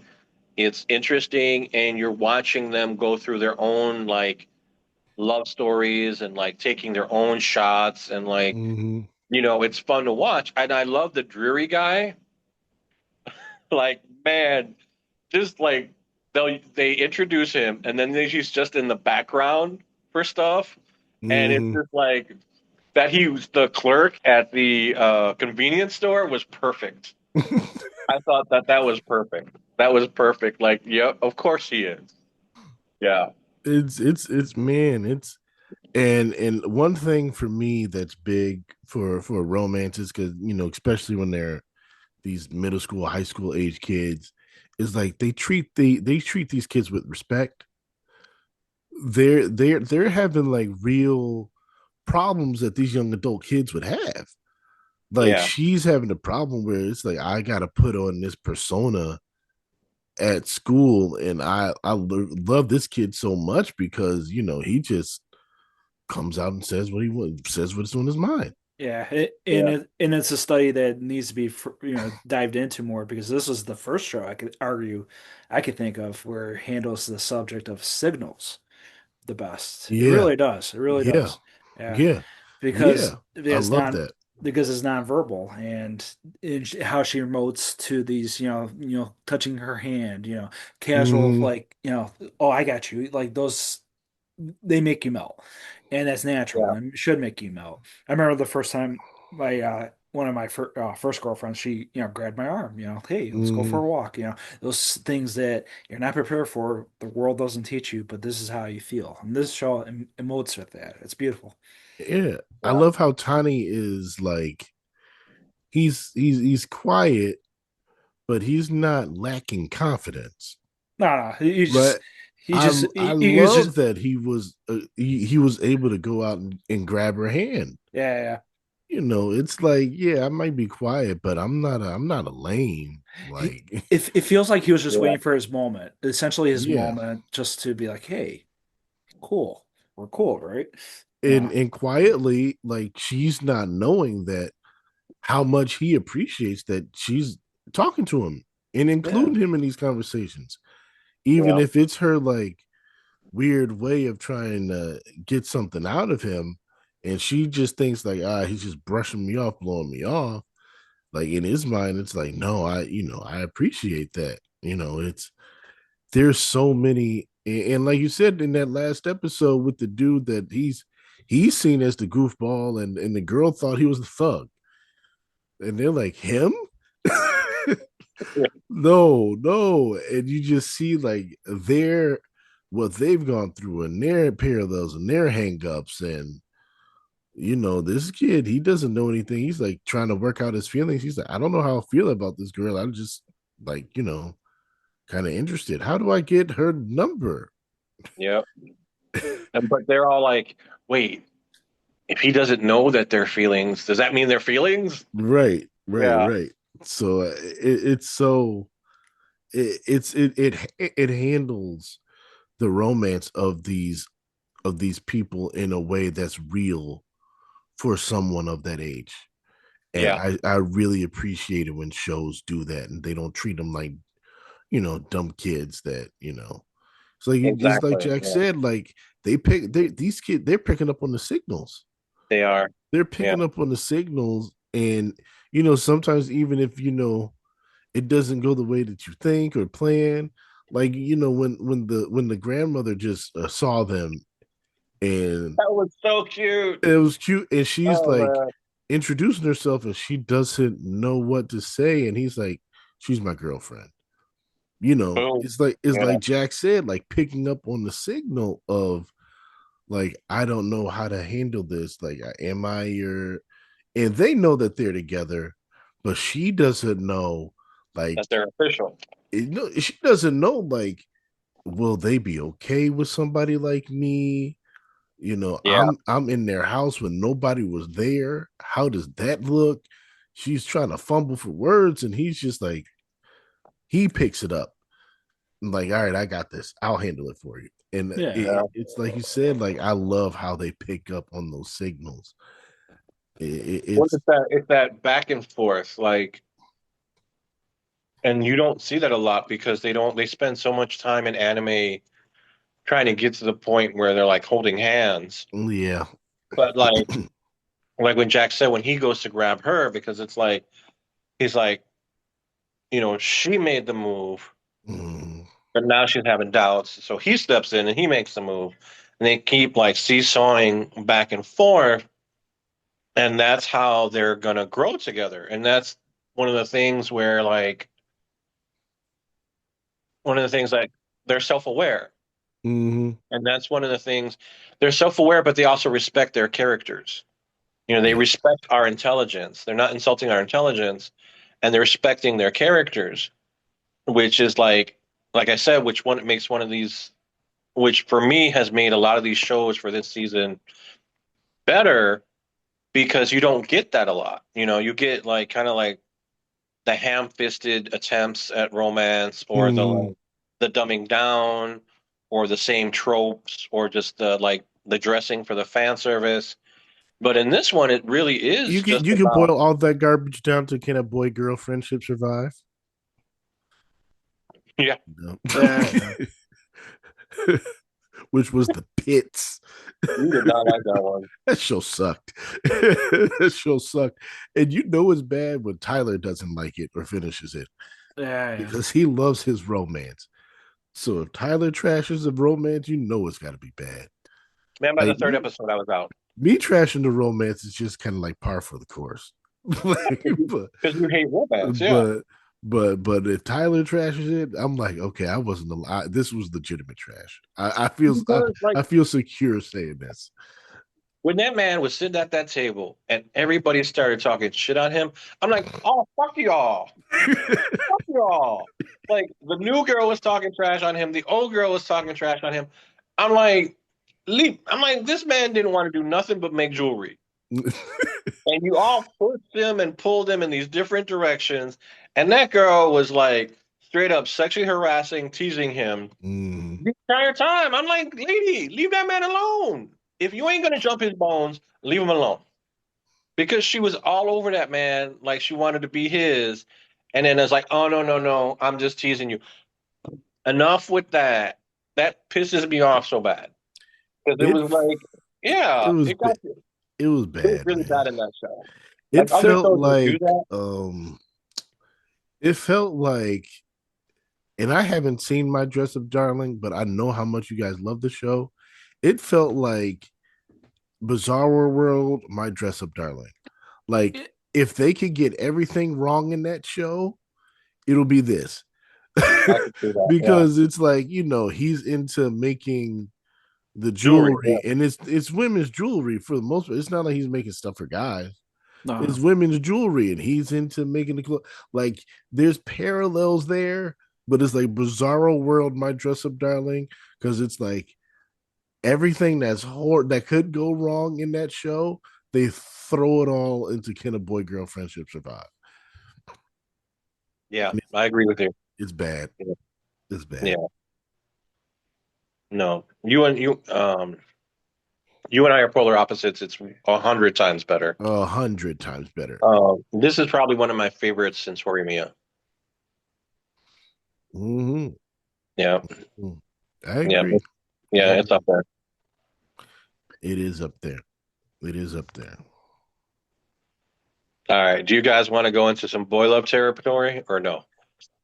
a quick survey of it because I'm Hmm. still registering most of them because I do like Nobleman's Journey. I do. Hmm. Because that Hmm. one at least has a good back and forth, good banter. The questionable themes, of course. I think it's more a sense of like him being, playing off the nativity, as it were, kind of like the theme. Hmm. Whereas Bean Counter. Ooh, Bean Counter. Okay. We're not the demo. We're hetero, Yeah, we're straight not the male, demo. but as a show, as its premise, isekai. Okay. Well, we have a gentle nobleman's vacation recommendation. Yeah, There's that one. that was all right. And That then was all there's right. the isekai office worker. The other world's books depend on the bean counter. So it's those two isekai shows, and they're both isekai shows. And they both revolve around other things beyond just the boy love, but there's definitely that there. Now, one of them goes way further with it than the other. Uh, in one of them, like in Gentle Noble's Vacation, I think he's just, to me, it's just he's on vacation and building a harem. In a sense, yeah. And Yeah. He knows he's been isekai to another world, and he's just Yeah. like, I'm on vacation, Yep. and he's just treating it like he's really just treating it like a vacation, Yep. and it's just I can appreciate that. It's Yeah. a different way of going about it. yeah, It's fresh. Yeah. what throws me off is because he's so enmeshed with his character, it kind of gives us like, oh, I just want to see the sights. It's kind of like that weird, kind of like double play. I'm like, okay, hey. Well, there's a very casual nature to it, Yeah, Hmm. but what I don't like is there's a casual nature to his possessiveness Yeah, of the other characters. yeah, okay. That I didn't like, and because there's definitely, because he's acting like he's a noble in this world too, yeah, in which he isn't. You yeah, know, there's definitely that power imbalance. but he kind of still has the appearance of one, so he kind of gives that off. Yeah, But but he so still moves like he's one. that's why everybody kind of treats him differently. Yeah. But I don't think that that's necessary for the kind of adoration. that these men are giving him. It's not. It's not. It's not. And the fact that they're willing to hurt other people, to hurt him and hurt other people for him is kind of scary, a little bit. And that's where kind of like, I'm like, I'm Yeah. not exactly sure how I feel about this show.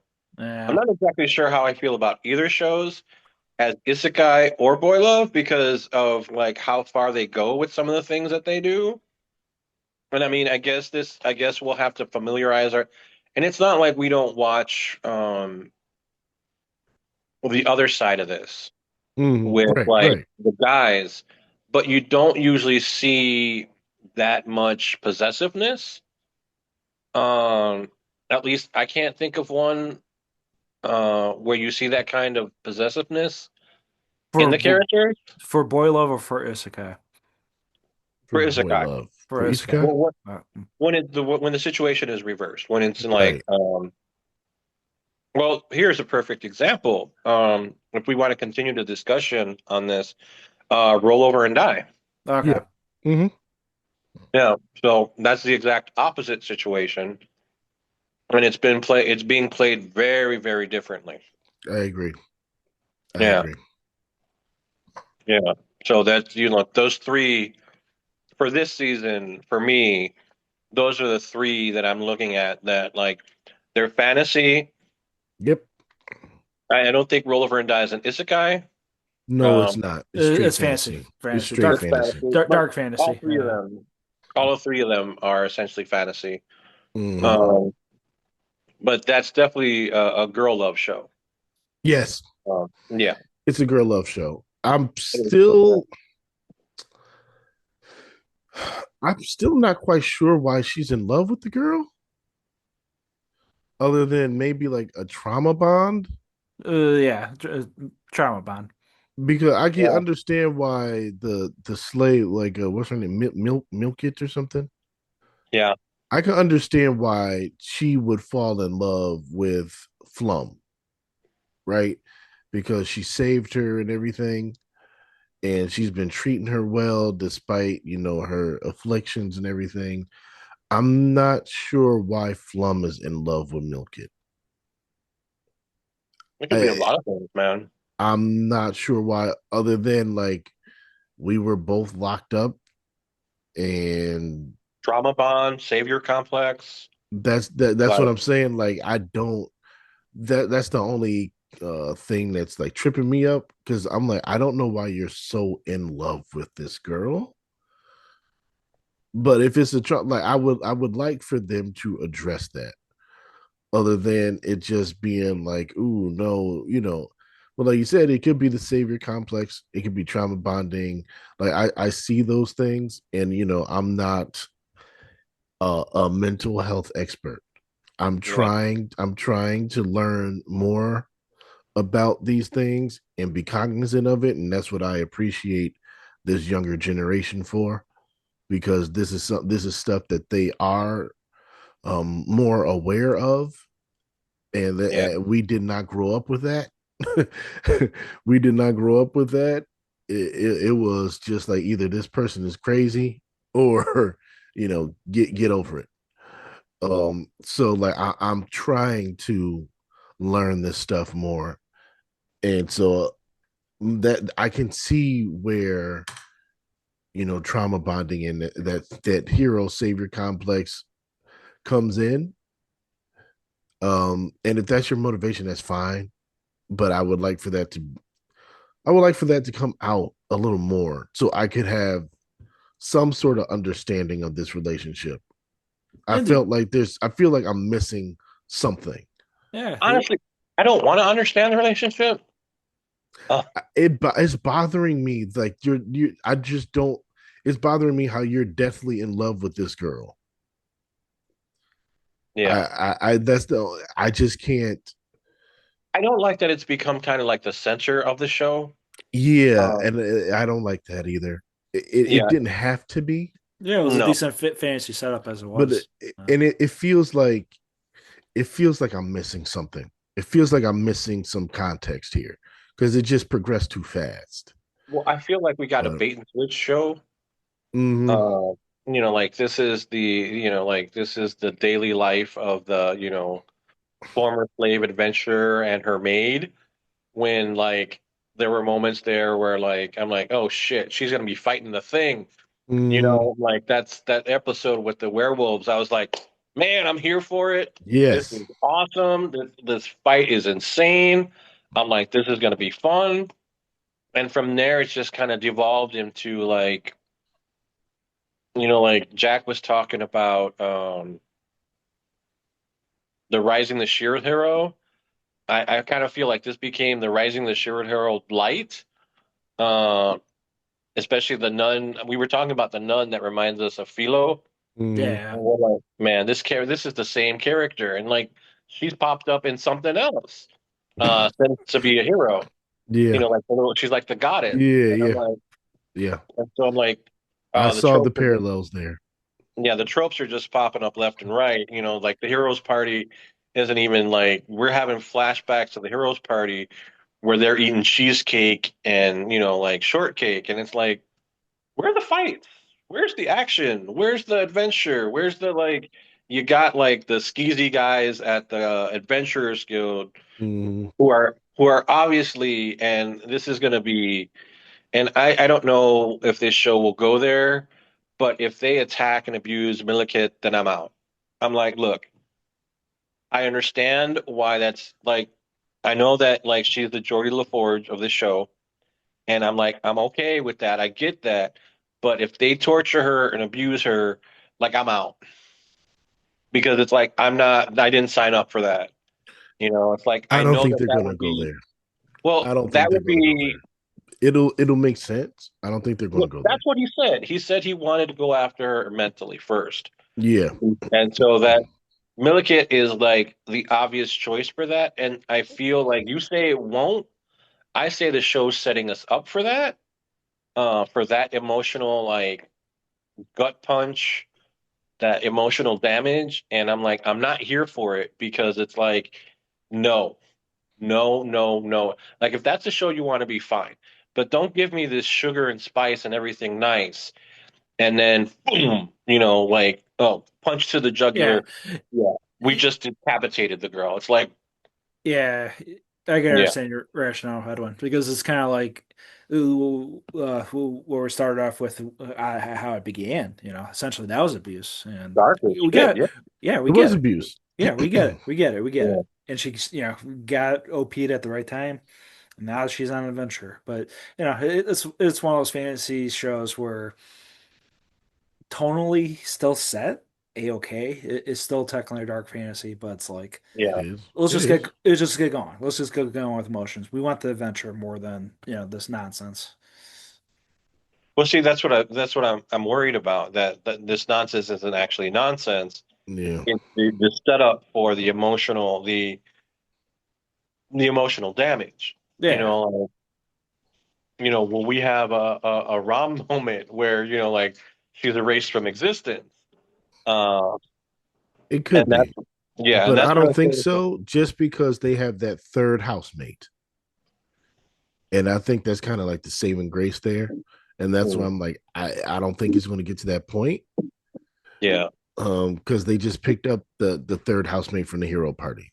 So right, I'm yeah, like, okay, they're like I'm sure what's his name, Dean or whatever. He probably is going to go after Milk It, but I don't think he's going to get to a point where they're going to torture her and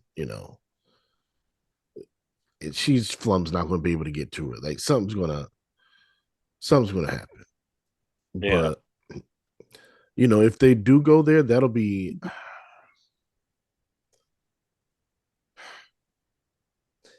I don't know if that'll get me to stop watching, but it will be a bit of a heart drop. It'll be a bit of a. You didn't have to go this far. No, yeah, and that's Like what I you mean. did. You It's have like, this dark start, and I understand you're in this dark world, but like, did you really have to? It's just going to you don't want to push it too far, yeah, especially not this early. yeah. Don't shift the tone so far. don't like, and Jack said it was okay tonally. I don't know how I feel about that because it's like you give me the shopping episodes, you give me the cooking episodes, you give me the dessert episodes, and I'm thinking everything's honky dory. But I've watched the show, so I know that everything's not. I know that stuff's going on. Mm, There's conspiracies and stuff, and I know what the show's capable of: slavery, murder, death, killing. It's just like I know all of that. So, but just don't like set me up for like this whole like because it's like that's what I just just the way I feel that it's setting you up for that. it does seem that way because she said a few times, like, um, I want to be there for you when you need me, or call out to me and I'll come and save you or whatever. Yeah, So like it does. I see where your trepidation is. yeah. I So do see it. yeah, but yeah, I think this was one that you recommended, right, Jamal? That you were talking about. I think so. No, you know what? No, I don't think I don't remember if I recommend. I don't think I recommended this. I just started randomly watching it. Oh, okay. Yeah, Um, because I started watching this one because of you. yeah, yeah. I just Yeah. started randomly watching it, and I was like, "Oh, this isn't bad." Because I don't think neither Tyler or I covered this show when we talked about it. All right. So I'm gonna pull us out of the darkness, uh, and I'm gonna go into the totally opposite direction. Like you and I are polar opposites is one of the most adorable shows, but this show is even more adorable and more Mm, friendly to watch. mm, And it's mm. the Demon King's daughter is too kind. All right. Mm-hmm. Yeah, man, this show I love this show. This is the show that I watch. Like when Jack was saying that he watched. What show were you saying that you? Oh, Jack watches all Jack of all trades to relax. I watched the Demon King's daughter is too kind. Yeah, this is just like so. This is like my favorite camping show, which I'm blanking. I can't believe I'm blanking, but I'm tired. Laid back Late. camp. Laid Yeah. back camp. Yeah. This is just like this season's laid back camp for me because it's just like from the Santa Claus episode to the Angel episode to like every episode in between. I'm like her little songs, the little laughs, the little gags, the way she Every turns. episode we get a new little song. Yeah. Yep. It's literally Yeah. like so literally like a PBS show. Yeah. Yeah. Essentially. Yeah. What does Doe learn today? She's like, today I learned da da da, and she sings it and like when she was like Mecha Godzilla, when she kaiju'd out and she's Mm-hmm. got her song about like I'm so big. Oh man, this show is just like oh man, it's fucking adorable. And it's It like tugs at the heartstrings. it really does. Like I didn't understand how much it would. The Spirited Away vacation episode was like, man, I don't know, I'm gutching because I'm like, I can't like, it's just so good. It's Yeah. good and it's holding up. Yeah, It's holding up yeah, because you're like, all right, there's no way they're gonna be able to keep doing this episode after episode after episode. and yet But they do. but they keep Yeah, putting her in situations where it's like, oh, okay.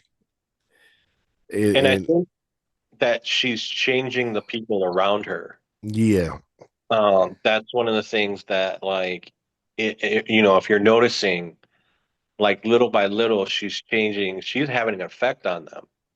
what's the name? Was it is it Jahi, Jahi? Jahi, yeah, Yeah, The big yeah, the, sis. the big sister, yeah, yeah, Jahi. Like yeah, she was like hardcore, head demon capo in the beginning, and yeah. now she's starting to become like this doting, parent that she's like she was so frustrated in the beginning, like every time she would do something nice, and now she's starting to soften up to kind of she's not quite at the Demon King level, but she's softening up like but she was Well, she she Yeah. gave can't an win. effort. Yeah. She couldn't win, and she thought she was failing, and then that's when the demons when The other Doe girl came in. Well, no, yeah, and but she says like, look, you do so many amazing things. Mm, You're so amazing. And it's just her words and the way she says things that just put people at ease. And it's like she's like, well, look at all the amazing things. She's like, well, you're my big sister. And you're like, duh. She's like, I hmm don't want you to go anywhere because you're my big sister. And at that moment, she was like, well, like she's like, I haven't been failing. I've just been succeeding in a different way. mm, That's what, like she's able to point out to her. She's like, hey, look, you know, you're my family. And then when they brought her along, the Demon King was kind of saying the same thing. He's like, yeah. you're family. She's like, you're my big sister. That's why she's like, I wanted you to come. And why? You're my big sister. Yeah. And yeah, I Yeah. can't like this one is like this one you could watch with your kids. Like Yeah. I love that. I love that this is a show that's like totally wholesome. Um like yeah, I could recommend this to anybody and then recommend it like here, you can watch this with your kids. hmm This is something that they'll love, that you'll love, and it'll make you feel good. Nothing bad at it about it at all. No, and I was kind of surprised. I thought this is going to be annoying, like you said. I'm like, this is going to run out of steam real fast. But they really know what they're doing with what they want to do. Like I love the fact that the Santa Claus is like the little Santa Claus realizes that she's not asleep because this is what she wished for. hmm And it's like, boom. Yeah. So every time you think like she can't tug at your heartstrings more, boom, she does it again. She finds a way to do it. Yep. She's the most dangerous one this season. Talk about a manipulator, this one. You great, man. Yeah, like I put this in the same boat as Tis Time for Torture Princess. Yeah, It, it's it pretty it's much in the the same same thing. boat. It's the same boat for me, just Hmm. kind of done differently. And that was another one. Like you sang the praises of Tis Time for Torture to make me, which made me watch it. And there was another one where I'm like, all right, this show's going to lose steam at some point, and it doesn't.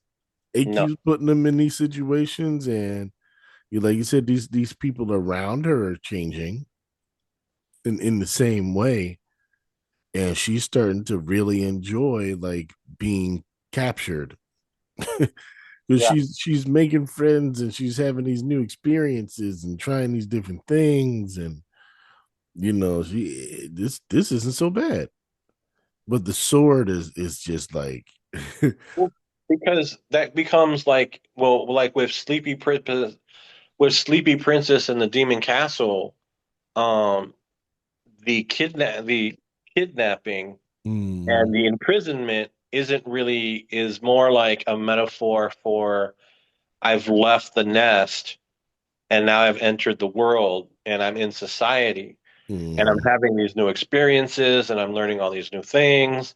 And at the same time, my personality is like, when you do that, like your personality will have an effect on the world around you.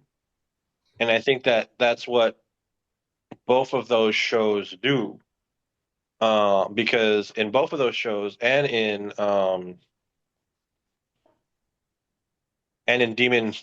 Demon King's yeah, Daughter, uh, all three of those characters have an effect on the world around them. I agree. Uh, yeah. While Demon King's Daughter is not so much about her it is about her growing and her kind of like their expectations for her. And in all three of those shows, like they have expectations for the women in them, and they do not deliver. Uh, or because they're expected to be prisoners, or they're expected to be mean, or they're expected to be this, and they do not meet them. But they meet them. They kind of like bring their own personality to the table, and that's Mm, really great because it's like it's not what you expected it to be. Yeah, especially it's just time for Torture Princess. They and Sleepy Princess and the Demon Castle. They definitely like don't go with your expectations of what should be happening. And reincarnate as a sword. Like this is the premier. Well, watch both of those shows to like even appreciate more at this time. I'll Yeah. think about it. I'll think about Well, it. Reincarnated as a sword is definitely more adventure based.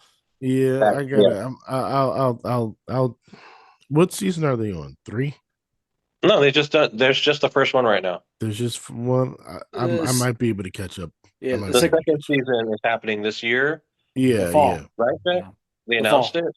I think it's Fall. It's for fall. fall. Yeah. Okay.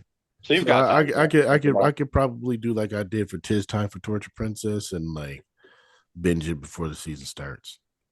And it's a really easy show to binge. Is it High Dive? High dive. Yep. Yeah. Oh, It's not on Crunchyroll, Jack. No, high dive. Okay, I know. Yeah. so I'm gonna have to, go on those back streets for it. All right. You probably want to because it's like the way I'm doing, and I know you don't want to do Prime anymore. A lot of people don't, but that's where I finally ended up getting my high dive through because it wouldn't work otherwise. I'm like, you It know what, doesn't high dive? it doesn't work, man. Like, I No. told you I've been locked out of my High Dive for weeks and they won't send me the password to like redo your password. They won't do it. Yeah. So I'm just like, you know what? Just cancel the subscription. I tried. I tried with you. Yeah. Um, okay. Can we talk about my favorite moment from Freeing for a second? Sure. So my favorite moment was like when they were going to have the day off, and Fern was like, "Man, I really wish I had something to do." And Stark was like, "Well, I'll go to the shop and get some stuff." And she was like, "Yeah, that's great for you, but I wish I had something." And they're both going to free, and Stark is like, "Man, I really messed up." And he's going to Freeing for relationship advice, and she's like, "You know who you're talking to, right?" And she just proceeds to give him some terrible advice. And then Fern comes back and she's looking for advice from her. And she's like, "You too?" It's just like, you all, don't you know who you're talking to here? Is this the person you really want to get that kind of advice from? They need a bigger circle of friends. Yeah. They really do. Yeah. Those poor people. Yeah. It's not going to end well. Because Stark was like, "You know so much about Fern." And she was like, I'm not that observant. I didn't know that. Like, I was told all of that stuff. Yeah, she's not. She's not. She's well, the whole point, and that's the whole point of the show. Mm, She's oblivious. yeah. She was oblivious. The first time around, she was totally oblivious to Hemel, what was going on with Hemel, and that's Mm. what this show is about. And they still fail to realize that. You can't ask her. She's doing this because she realized, oh shit, dude was in love with me. Everything that he did was pretty much and like, she and him. she was in love with him. Yep. Yeah. But it took her longer to process. Yeah. It took her longer to process. Now, I just thought that was so hilarious. But this season is a good season. This is very much a very slice of lifey season. It's very slice of lifey. That show knows how to So do humor, though. yeah, it does humor very well. Yeah. It does Very, everything Yeah. really well. very muted. Stark is kind of like the more over the top one, Yeah. but he's kind of like, he's kind of like leveled out a bit since season 1 too. Yeah, with second quarter, like we've harped on with the school arc and Mm-hmm. like okay, that's what they did for the swerve and everything, and this is what we wanted, to continue on. So Yeah, it's like a pick me up for that for this initial yeah, start, I agree. but I feel like they did. It's similar to like how we were still registering Apothecary and even Spy Family initially. Like, oh, okay, Mm-hmm. it's the same stuff, but it's kind of like not up to par at times. Like I mentioned that one episode where the animation was kind of weak because of the silly when Freeing was crying all over the place. Yeah, I know what you're talking about. Yeah. So, Mm-hmm. but guess what? We're gonna have a week break. This is a bye week. Next one's gonna be an arc. a demon arc. Hmm. So be Yeah, prepared. Be prepared. I'm ready. I'm ready I was like, I'm ready for this. because I was caught up. I was caught up, and I was like, oh wait, there's not another episode. And then I saw that it was taking the week break. I'm like, oh, thank you. Because like I caught up, You're I like, had I to can catch catch up up on on. something else. Yeah, because I was like 3 weeks behind on Jujutsu Kaisen a couple days ago, and then like this morning, was it this morning? Yeah, this morning I caught up on the last two episodes of Hell's Paradise, All right. so I'm all caught up on it. For Kaisen, I saw the Maki, Kill Bill. Hmm. Then for Hell's Paradise, what do you think of this beautiful first arc or first I half? liked it. I'm actually enjoying this season more than season one so far. And it's less battles. Yeah. And it's less battles, but I'm enjoying kind of like the way they're kind of building out the world a little bit more. You're getting these characters. You got Gabi Maru, who's going through his thing and his inner turmoil and his dilemma. I love the moment that Sagiri had with him, and she's like, "Hey, look, man, what do you remember what you're doing this for?" And she's kind of like the one that even though they had that bit of a rocky start, she's kind of grown an affection towards him, Yeah. She's and a vessel. She's an emotional yeah, vessel. yeah. Even it is, and it's not necessarily a romantic thing, but it's just like we were supposed to be in this together. You had your motivations, I had my motivations, and we were kind of leaning on each other. And you're ready to just jump off ship? Get out of here, man! Come on, shape up. And it kind of whipped him back into shape. So I was I'm really enjoying this season of Hill's Paradise. I am. I see the hype. I see the hype. One that you've been telling us since you read the manga. So I'm glad that we're getting to experience this because it's and you're bringing in this new flock of people that's coming in on the ship. The new what are they? Yeah. Asamans? Yeah. The Asuman and the Yeah, Shinobi too. Yeah. yeah, and the Shinobi, and you had that moment where they're like, "Y'all ain't really about that. Show me that you really a Shinobi." And he's just like, Yeah. And he's singing the song. "Yeah, It, yeah, yeah, uh, that's why I love this show because it's so old school. Like this is like the darkest things you could yeah." think of in any samurai film. Like, Mm-hmm. yeah, holy shit. Yeah, yeah. And he's like, "No, this is what we're really about." And you thought we was playing. Now this person is dead. Just because you wanted to see if they was really, really like that. Now he's like, "Oh, wow, he didn't even hesitate." Yep. And so, and that's what you got coming onto this island. That's going to be competing with, who's already there. Yeah, So, and I love when they first got on the beach with the ace with that one mm-hmm. tag in. Like, yeah, okay, tagging the villain on the week, but nope, he's underneath the sand buried. Yep. When I first read that, I was cracking. I'm like, thank you. I don't want another stupid fight because I didn't expect him to be like super ace. But I'm like, okay, thank Me you. neither. I didn't Yeah, expect that either. But no, this is I'm loving and getting like I said earlier, like the more backstory into the island, and like you said, where they're mixing in some of the religion and philosophy. That was really intriguing to me too. oh yeah, the elements, even the Chinese Yeah. zodiac. Uh, Mhm. yeah, that's they sneak it everything. That's what, The and they, element of Tao and yeah.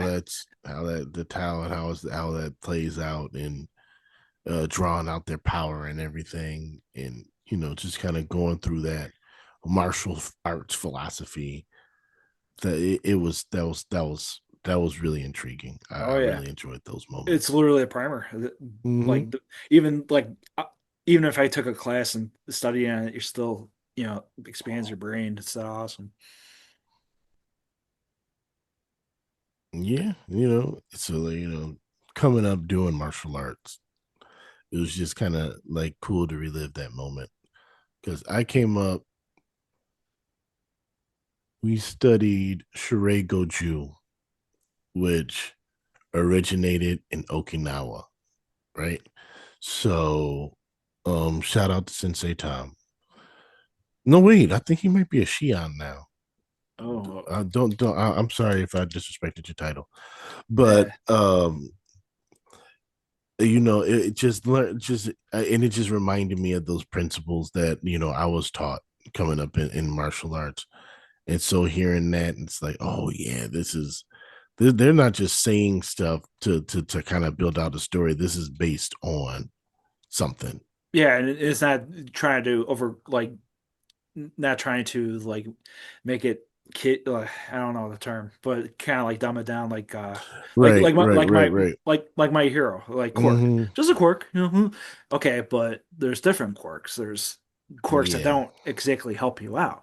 This is yeah. like no, this is the center. This is the answer to all things living and dead. Mm-hmm. Mm-hmm. Right, exactly, exactly. So I love that they're blending in those historical, those philosophical and religious aspects into it, even down to like the elixir of life or whatever they're it's called. It's the elixir of life, is it? Yeah, Yeah, the quote unquote. Yeah, yeah, right, right. So yeah, area I'm Edwin. all for Hell's Paradise. Yeah. Cool.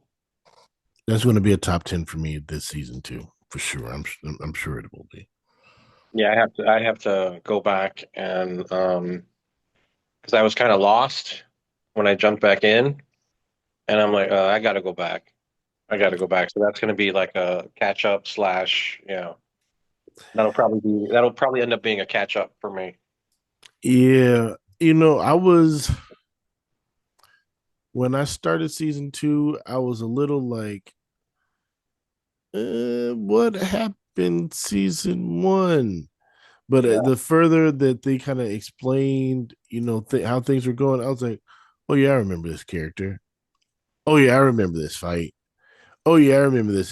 So it just kind of like a sparked for me. But you're not going to hurt yourself by going back and watching, like the second half of season 1. Yeah. Yeah. Yeah, that might be what I have to do. Like, yeah. Mm-hmm. Or read the manga. Manga is that resonant and art's really good. It's really good. That's like, do the manga, man. Do the manga. So Jack, have they translated the manga well into the anime so far? Just there, I feel like because the manga's even more rush, ironically enough, I feel like, Mm-hmm. and it's like one of those things where because of the final thing, I'm like, we'll see, because it's almost like a denouement. Let's put it that way. Mm-hmm. So Okay. That's interesting. The manga was so you're saying the manga was a little more faster paced? because it's that eye candy. Like Yeah. this is my dress up darling on the page. And like you can't even because there's breather moments, at least with dialogue, at least when I'm Mm, reading manga. But just like in the show, because you're reading backwards, that doesn't click in your brain. That's why I appreciate smoking being in a supermarket because now it's like no, read line for mm, line for line for line, then see the art. Like yeah, mm. there's that balance with it too. Okay. Yeah. It's always important to me to hear that now, just because of all the times that last year we heard like, they messed up. They No, didn't Yeah. it, adapt this well at Oh, all. yeah. Yeah. yeah, I'm not Yeah. like that textbook with manga. See, I know there's a lot of fandoms with that too. I'm like, yeah. It's the adaptation, the term adaptation. Mm, Yeah, there are times where it's like, yeah, I could see the creative choices, but then trying to shoehorn a show into what you want it to be instead of what it was, yeah. I think that's wrong. That's not fair to the fans of the source material. You Fair, know what I'm yeah, saying? good point. I agree. Yeah. Like with like Possibly the when greatest people alchemist. when yeah. But I was Sakamoto gonna, Days.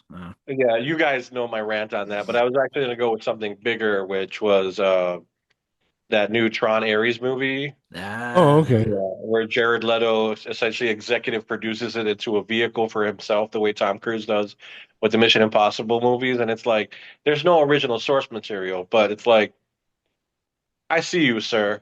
I see what you did, and I don't like it, and I don't appreciate it. And so leave my material alone. He's Yeah. Jared Leto, so it was automatically, I don't want to watch this for me, but Yeah. 'cause I'm Yeah. not a Jared Leto fan. yeah. He's almost human in this one. He's I almost human in this one. I don't care. And I think it was because he was supposed to be playing a real boy that he actually plays it as a human. I So yeah, don't care. He annoys me. yeah, this was, but yeah, we made. See, I'm still upset that we never got the toilet song because that was one of my favorite moments in the manga. And I'm like, look, you can do a lot of things, and like Jack said, they're adaptations, and I get that. But why cut out one of the best moments in the whole manga? I'm like, it won't translate, or you feel it's offensive. The things that I've watched in anime, come on, man. Come on. You had to deny me that one thing. Come on. There's worse things that you could do than a toilet song. Yeah. Like, come on. Why deny me that? I was robbed. That's always going to bother me. You know what I was robbed of? What? Medalist. Oh yeah. What happened?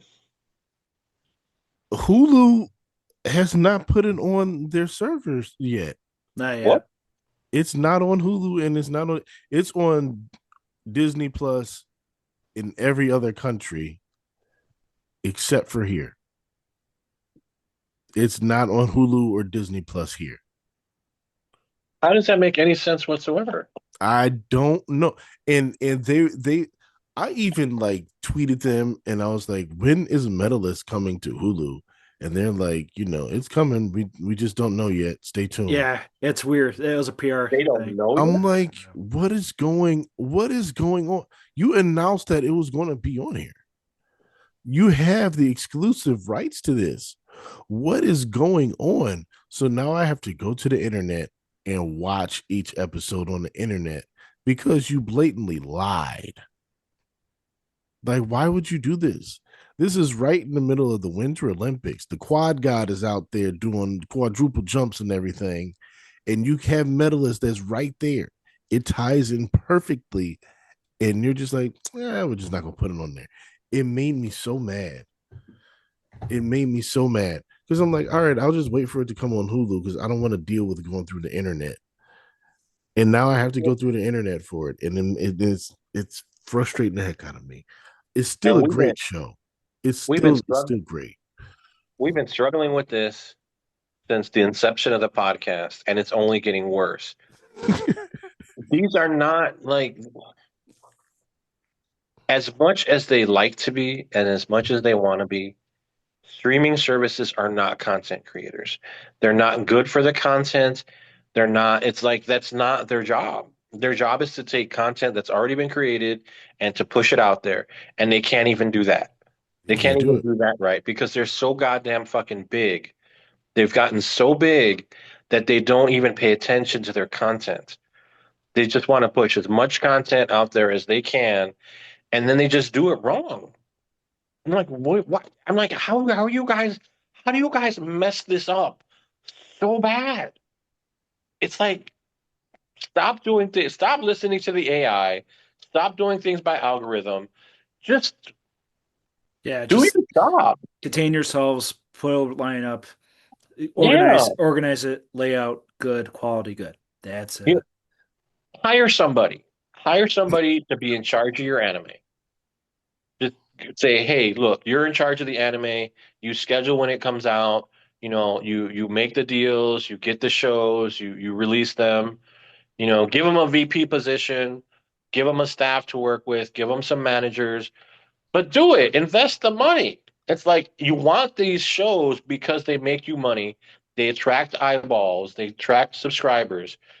So then give it its due. don't just like shit all over the fans and be like, oh, like we're gonna like, God, Yeah, no, I could rant for an hour. Like that Prism show, that all came out at once it did on 24 Netflix. episodes worth. Yeah, all at once. But then they're like hiding the medalist. It's like hide and seek, except anywhere else. Like, get yourself one of those VPNs, Jamal, and just like do it like that. Trust me, The it's on the seas. list. It's on the list. Yeah, because I don't even feel like these people deserve our money. Like They Let don't. alone drop it like, on YouTube. Like do something. yeah. Drop it on I the think official Hulu I think YouTube. they should just drop everything on YouTube. Just drop everything on YouTube. Forget about the streaming services. Just drop everything on YouTube. Make it all free, and then figure out how to pay for it later. Because it's like, what's the fucking point anymore?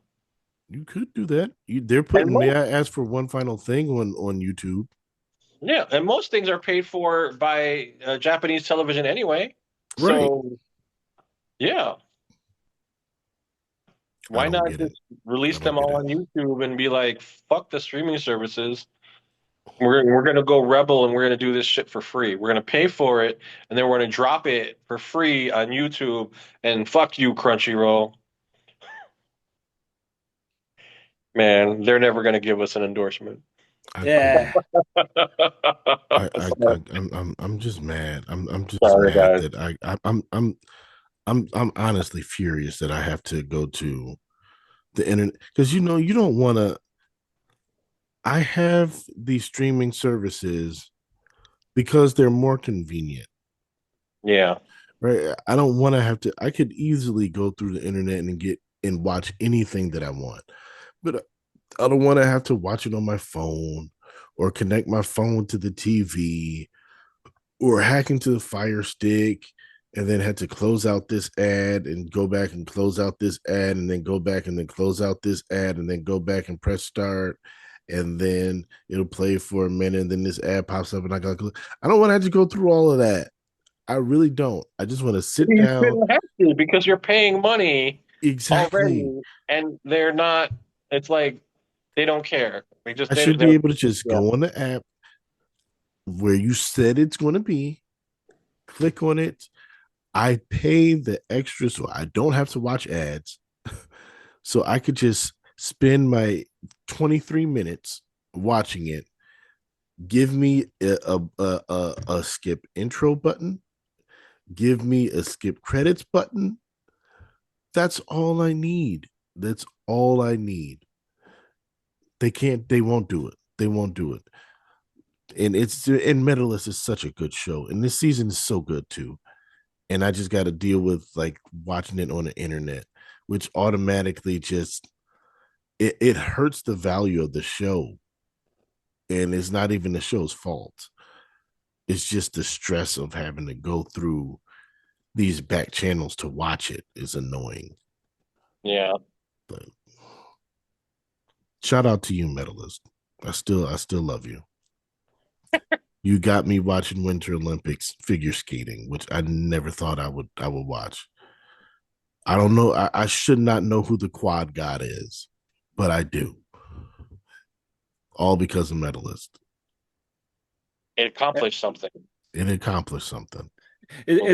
It's always been one of my favorite events in all of Olympics. One of my first crushes, Michelle Yao. So Michelle Kwan.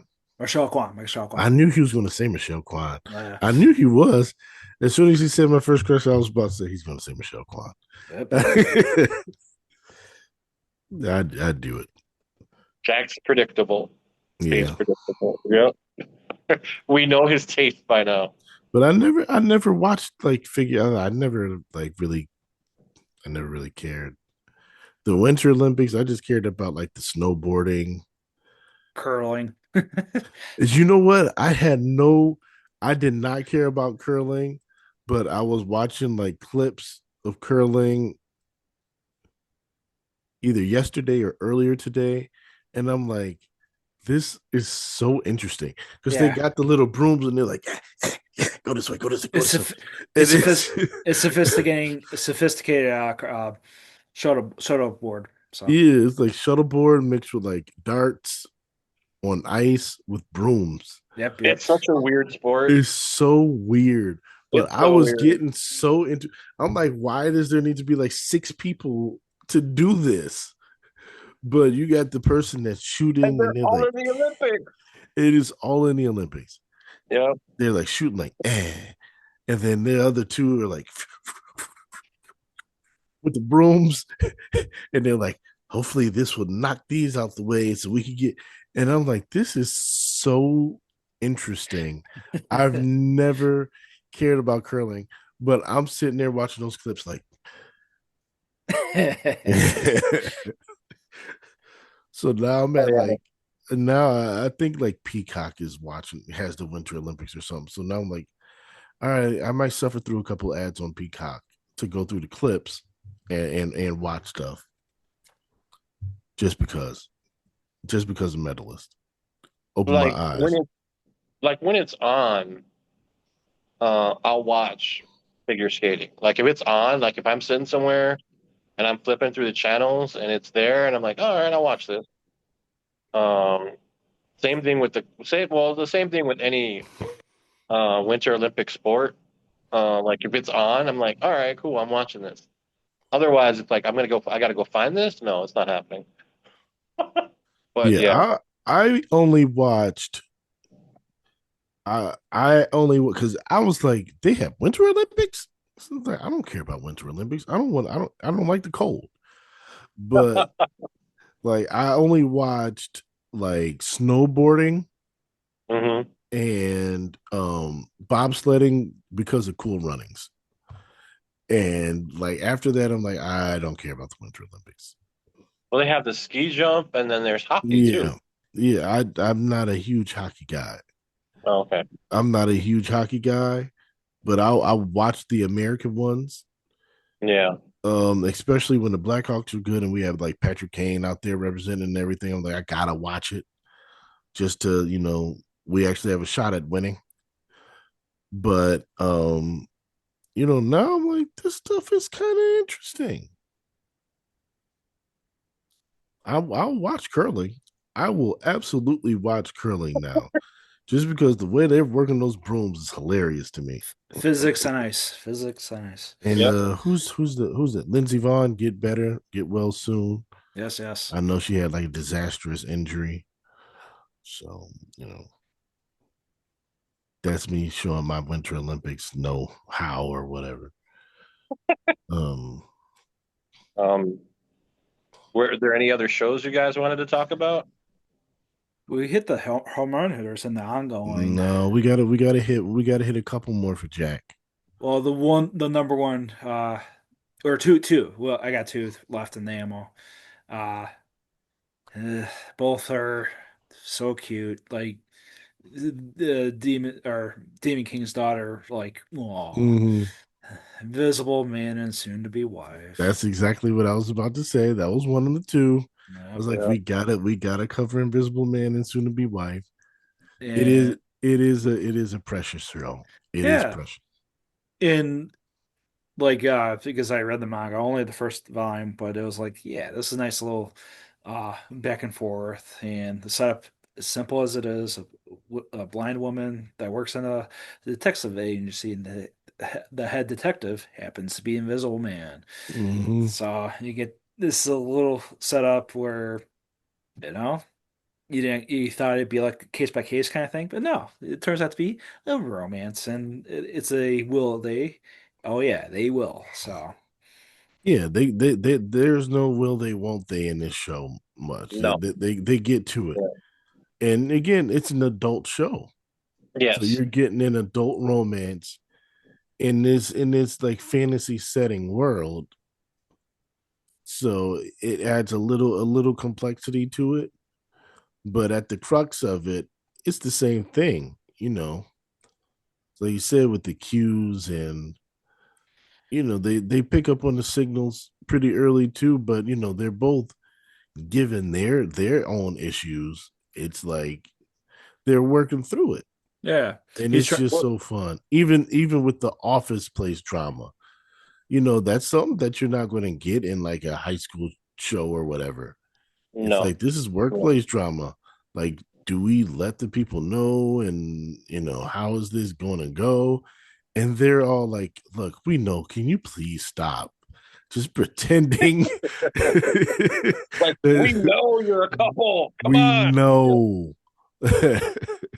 Yeah, this show, the theme for this show is love, Mhm. regardless of who you are. And it's kind of like the paradox of loving a man who can't be seen by a woman who can't see him. Mhm. It's like, what is going on? Mhm. But like all of the couples in this show are kind of like not your traditional couples, Mhm. and that's definitely a theme of the show. Whether it be the tea shop owners or whether it be his like monosyllabic, The uh, co-worker, the gay yeah, co-worker. coworker, yeah, Yeah. yeah. That's kind of what this show is about. And Jack wasn't kidding when it said it's like one of the cutest, most adorable things Yeah. ever. Like watching, like when she gets flustered when she wakes up from being Oh sick, yeah.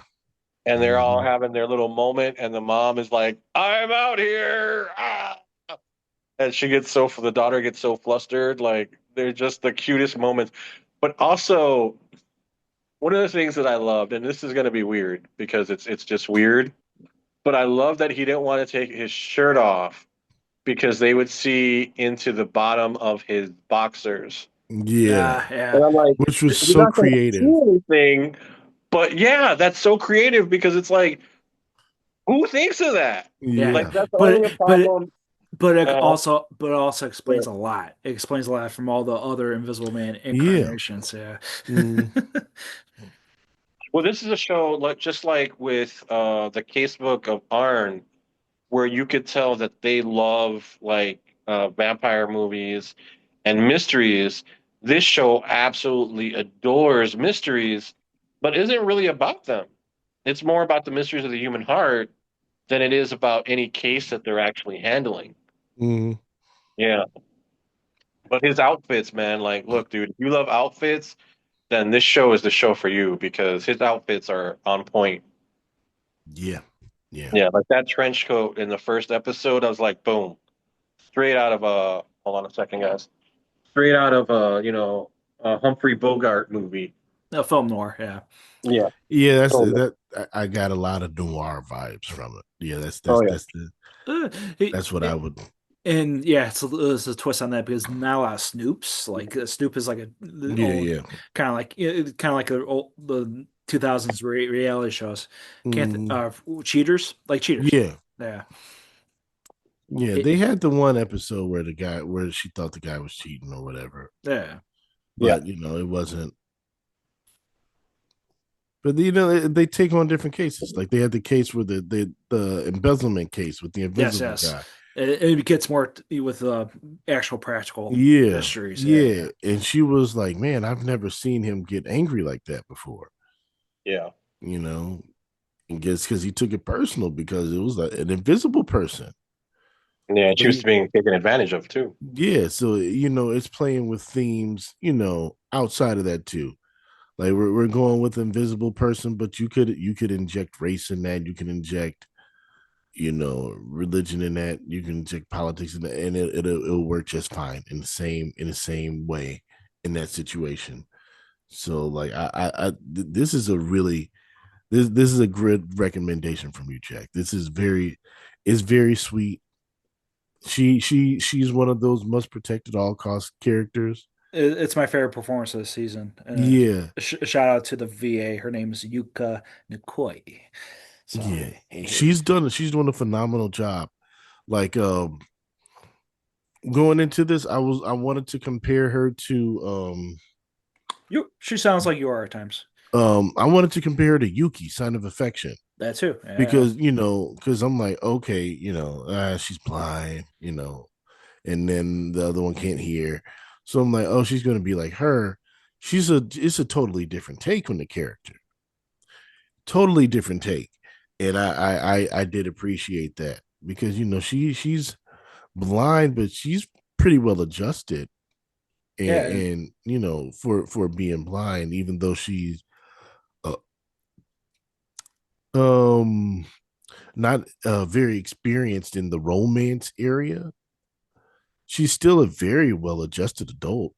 oh yeah, and Yeah, how she over like it's like one of those cute tropes where she overcomes like her stubbornness. Like she's even yeah, overcoming her limitations that way. It's like hmm, there you go. That's unique. That's yeah, original. yeah.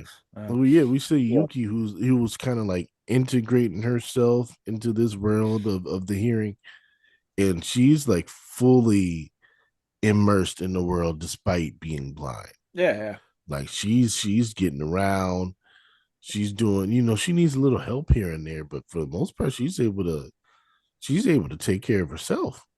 And you know, Yeah, it, there's a moment where she's cooking and he's like, how's she gonna do that? And it's like, yeah, wasn't she worried about like, cutting her fingers or this and that? And I thought that was a nice little touch yeah, of like him trying to understand her world. yeah, And that didn't necessarily need to be about him being invisible. That was just about her being blind. yeah, And I thought that was really cool. Then there's what you said when the thing about race is it's like with the tea shop couple, he's made a few comments where I'm like, Jesus. mm-hmm, But it plays out really well in that, like, yeah, they are two separate and different people. And all the relationships, people seem to be learning more about each other as the season goes by, like what they're willing to accept, what they know, what they're willing to accept, what they're afraid, what their fears are too. So you get a very complex, for it being kind of like just a cutesy show, you do get it gets complicated in that you're dealing with them like their hopes, but their fears too. Like the whole scene with the assistant with kind of like the tough girl yeah. going The through cat girl, the furry, the yeah, furry girl trying to figure out like what looks good on the her. clothes, Yeah, yeah, because she like has with the the pattern. pattern, so she has Yeah, to find clothes that have the same pattern. Yeah, right. So, but it becomes kind of like it's a cute thing, but it's also a pretty deep moment in that yeah, like because it's not about her finding cute clothes, it's about her feeling comfortable in the clothes that she's wearing. exactly, Hmm. exactly. Yeah. Exactly, So for it being, because they're like anything will look good on you. Look at you, yeah, and it's just like no, but you know, I have these patterns, and it's just hard to find something in these patterns that fit. So again, it's you could replace that with weight, and it works perfectly fine. yeah, It works perfectly fine with the same things.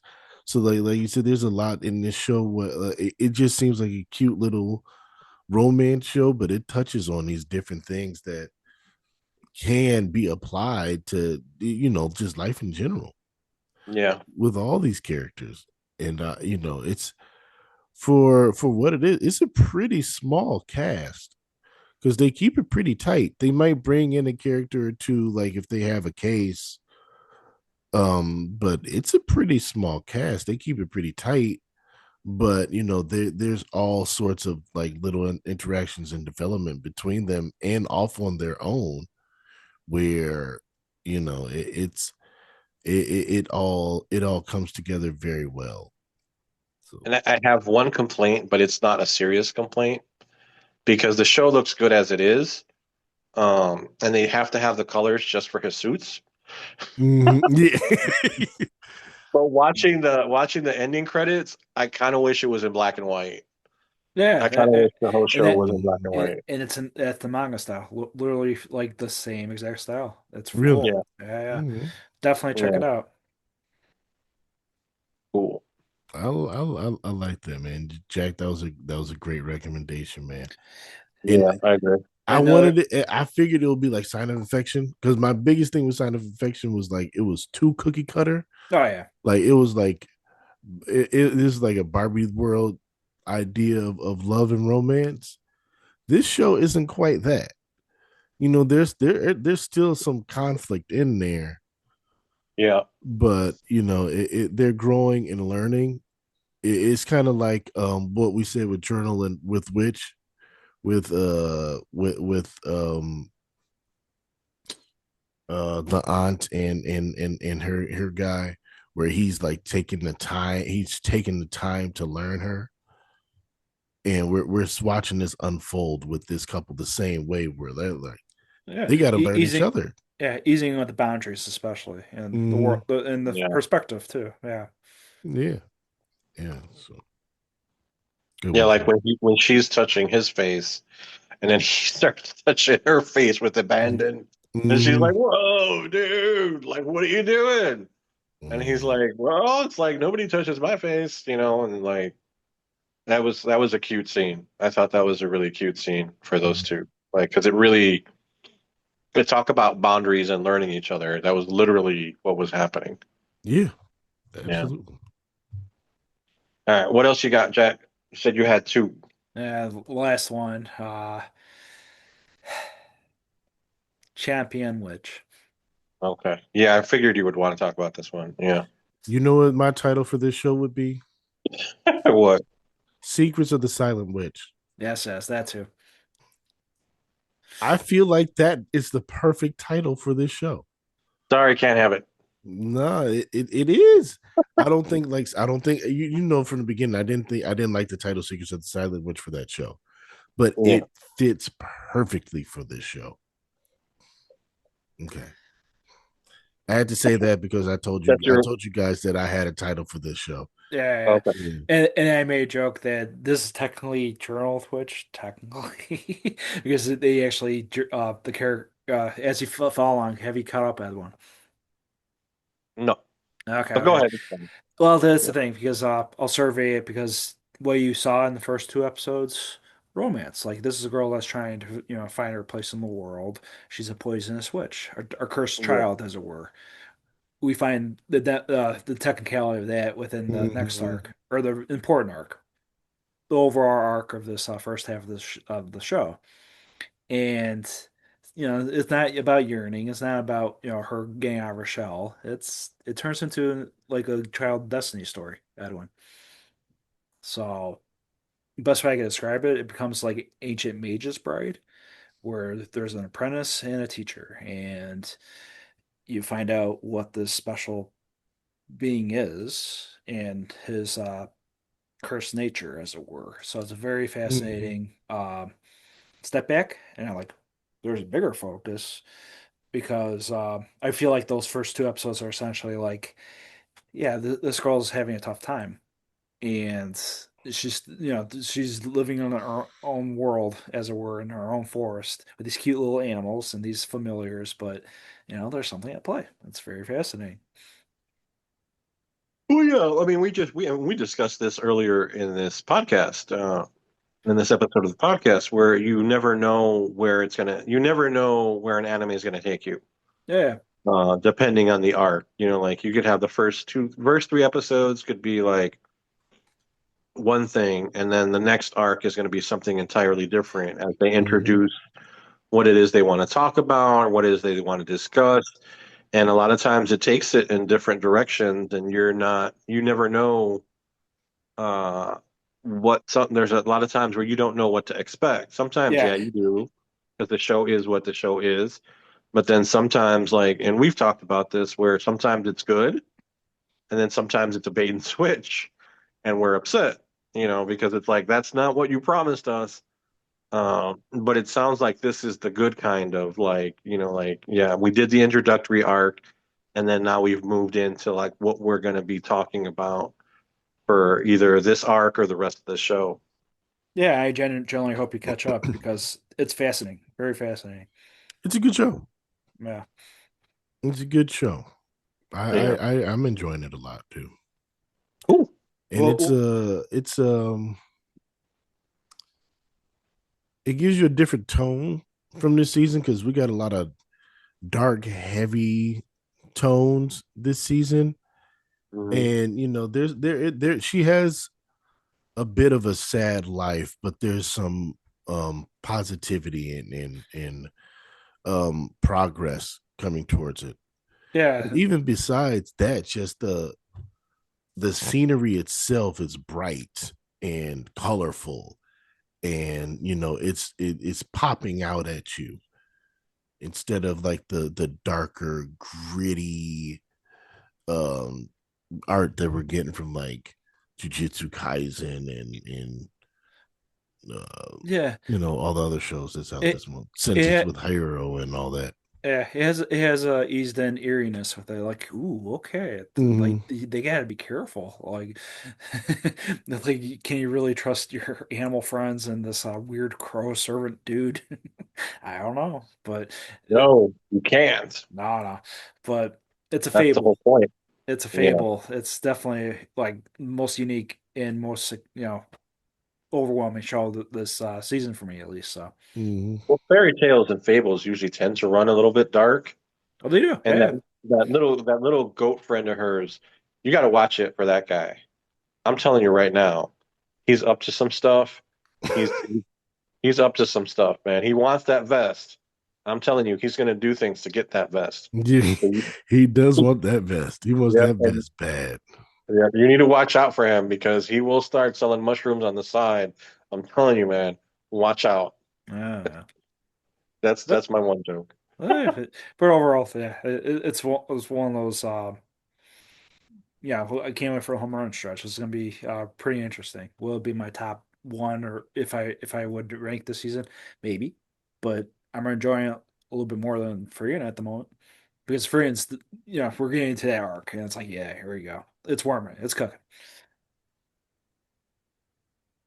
Well, yeah, with the long running ones, sometimes it's something a little bit fresher, something like that's you're not as like, 3 seasons in and you're like, all right, I've been with these characters for a while.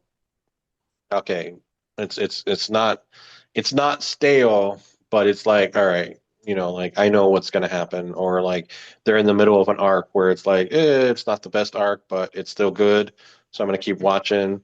And then you get a show like this, the Champion Witch, and you're like, well, yeah, like this is gonna be like it's not as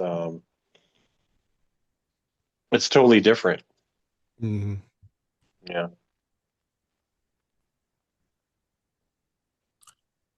Um, I can't believe Jack didn't bring this one up. Trigun Stargaze. Oh, Yeah, what's up with that, Jack? uh, I like it, and it's fun, Okay. Okay. and it's still carryover from Stampede.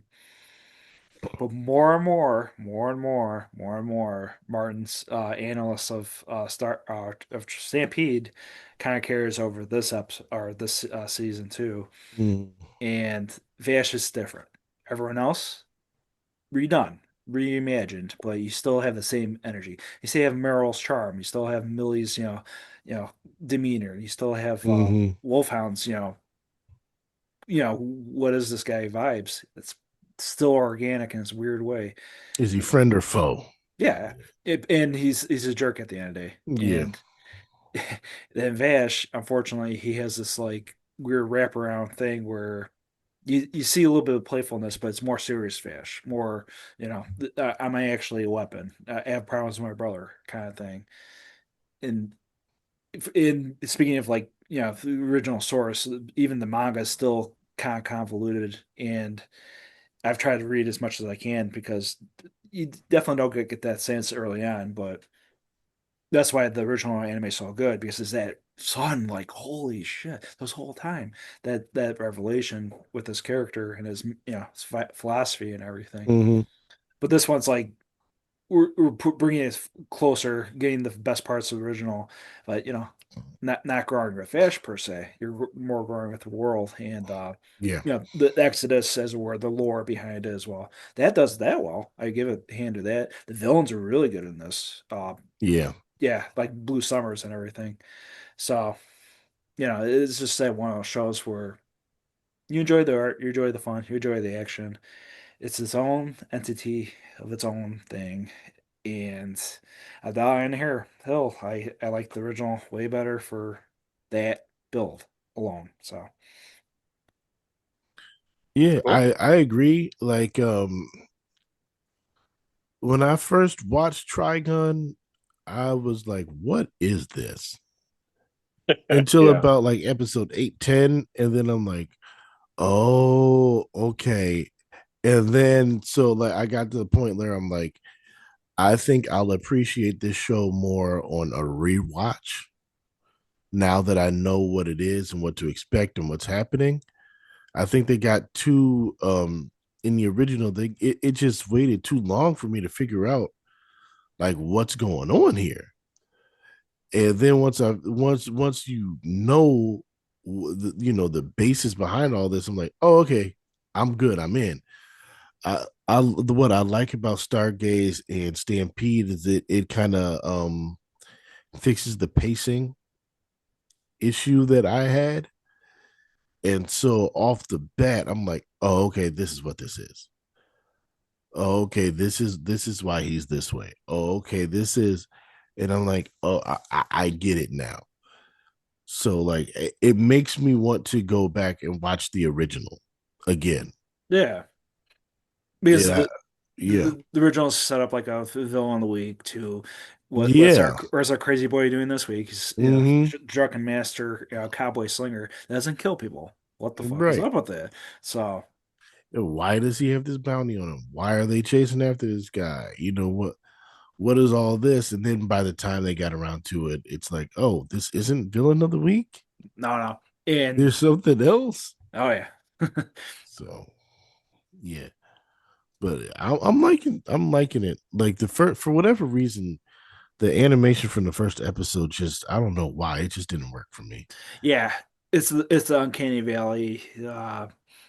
They use like the OP is kind of lazy because they show the same scenes in the first episode, Mm, and yeah, it's almost like I was mentioning in our last thing with Kaisen, is that middle threshold where are we appreciating the art or are we like noticing where art died?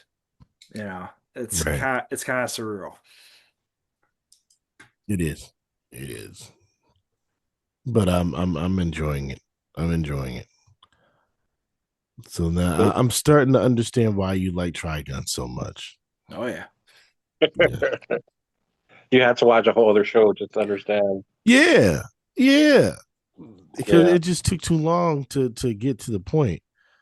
Because Yeah. it's like you can't give me 8 episodes of villain of the week and then just switch it up on me. yeah, That's what And yet, Sakamoto Days did to me.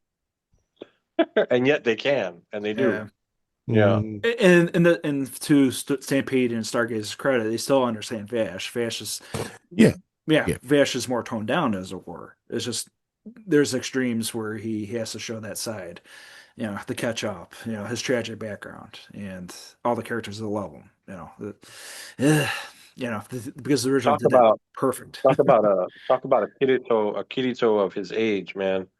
He set the bar Oh yeah, for that type of hero for a while. oh yeah, Yeah. I remember, yeah, my cousins were like, "Oh, you gotta watch this, man." They were hyped up for Trigun, man. Like they were like, I'm like, all right, we'll watch it. all right. Is there any other shows you guys want to There's discuss? I mean, there's a few other ones. I don't know what buttons I want to push and what buttons I don't want to push. Push them. Uh, no, I'm okay. Um, I will bring up another since it's a good season for romance. I'll bring up another one. There's a bunch of isekai, but there's almost too much isekai to get into. Hmm. Like Jesus, like yeah. I can sum up some of that stuff in that um, I like that they're not like traditional.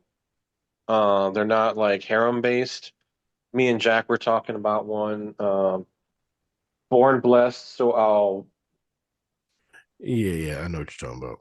yeah, the ultimate. I'll turn it into the ultimate power. Like he's essentially the son of the emperor, and I like that it's more of less of a focus on his OP powers and more of a focus on his intelligence and what he brought from the other world and how he values his OP power is loyalty. Hmm.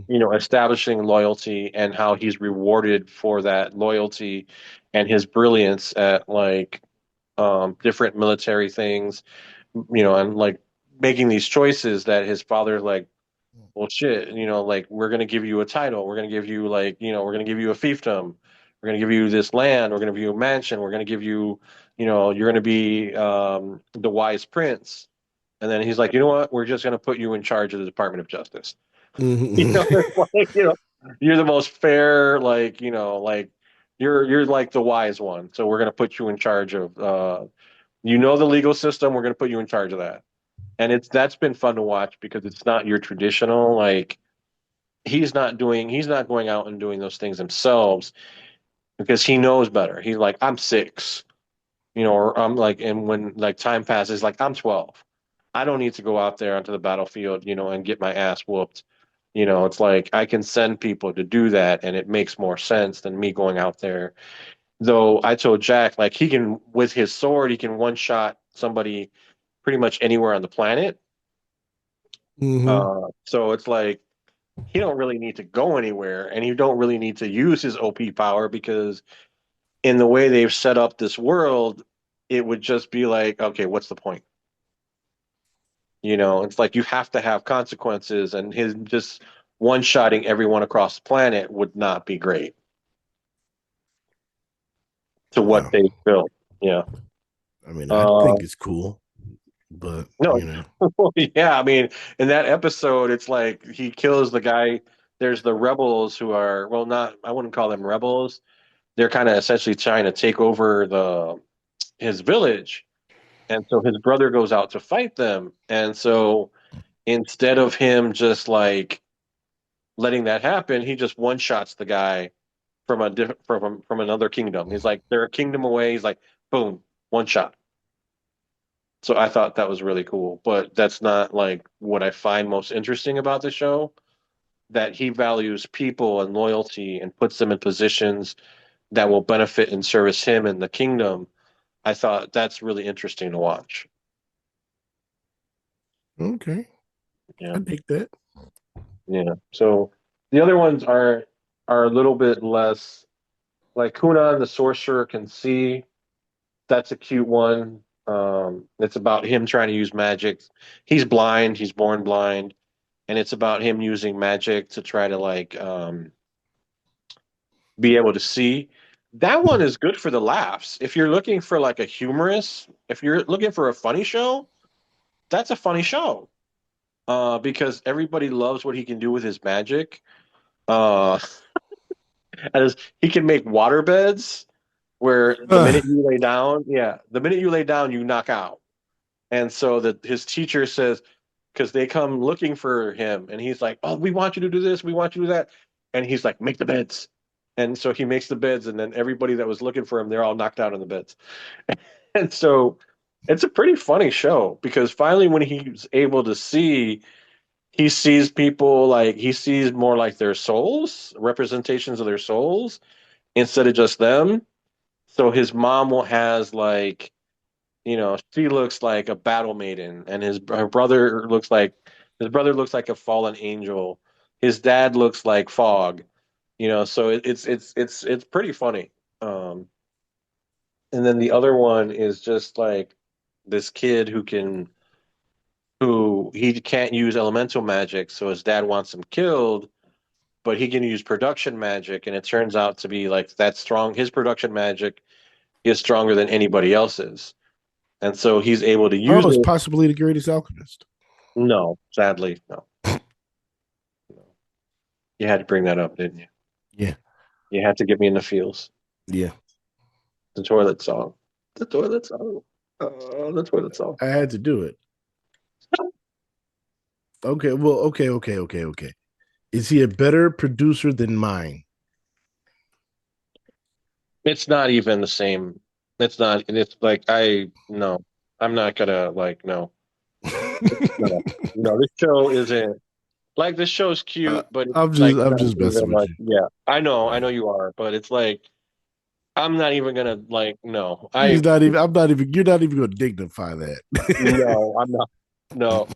Yeah, Ascendance. Man, see, you made me blank on the show's name. Ascendance of a Bookworm. It might Mm, be one of the best isekai ever, and to even like, they're not even the same league. Yeah, it's not even like no. hey man, we only got a couple more months. Yeah, I'm excited for that, man. That's gonna be like that's gonna be another season. That's probably gonna be like crazy. Hmm. Spring, spring, spring, spring. Yeah. Are you going to rewatch any of the show before it comes for the new season? I don't think I need to. I'm pretty good like with this show.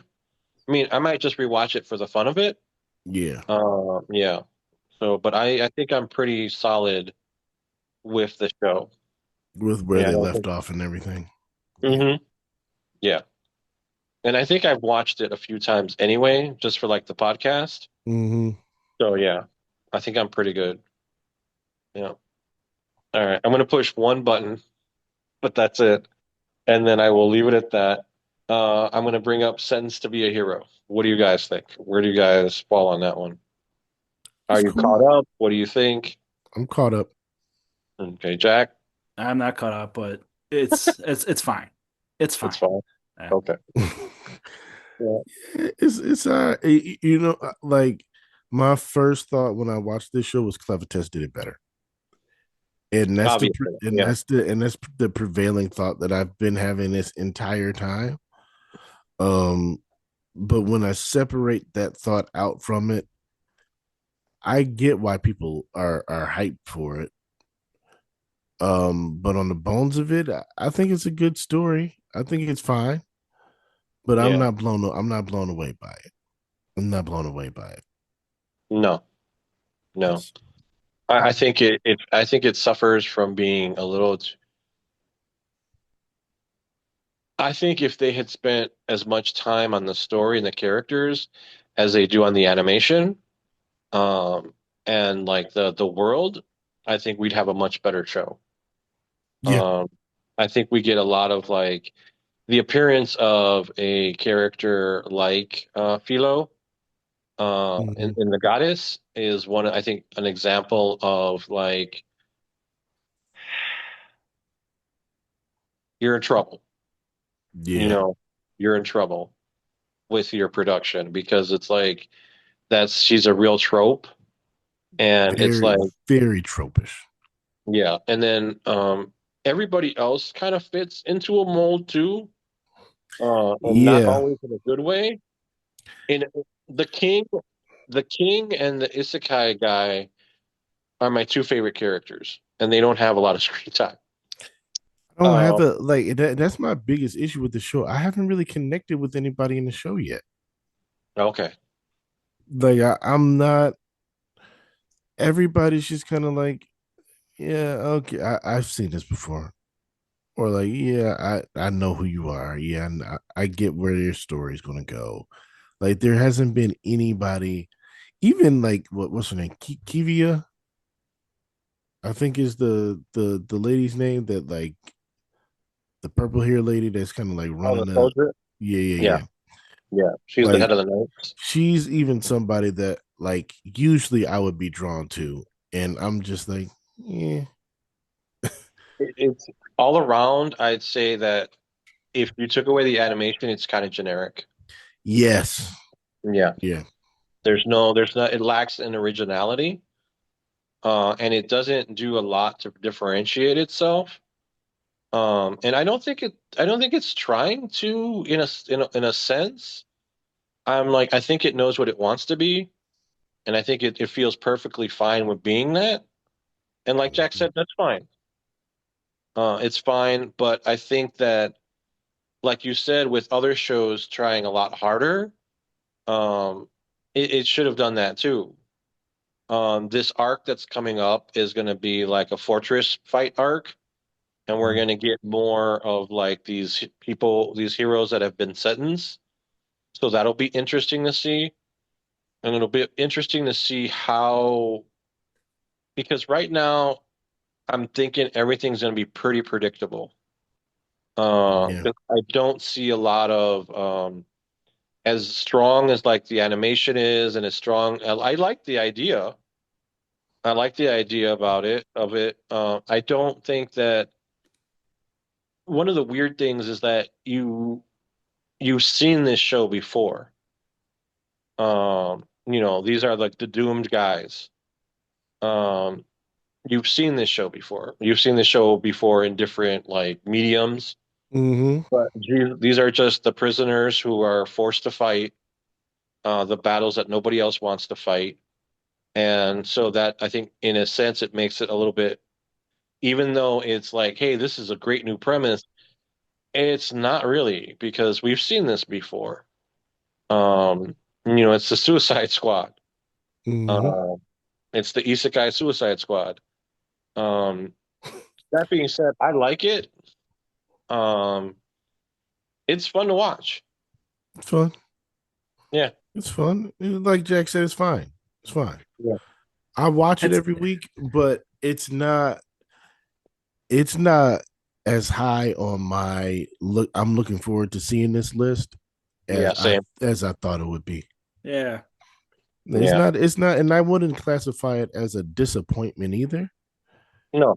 It's just like um it's not meeting the hype. Yeah. Yeah, It's not meeting the hype. and I agree. I worry about that because I remember initially seeing the previews. This is like the only one that was previewed heavily, at least for newer shows. Like, Mm-hmm. oh, this is the best fantasy adventure. The battles are gonna be Yeah. epic, and even the first episode, people were so drawn in with the art. I get it, but a little bit too much cushion room from Clevitas to all the other fantasy shows, and the initial start wasn't like that type of thing. I'm like, because you got the it's ran like a movie for first episode. I'm like, no, don't do this like for a show like this. You're putting too many Mm-hmm. putting too much hype in the basket. So I don't know. It's standard, and it's still a top tenner for a lot of people, regardless. It's just how can we say it's overrated, underrated, or trash, or not trash, or excellent, or epic? It's that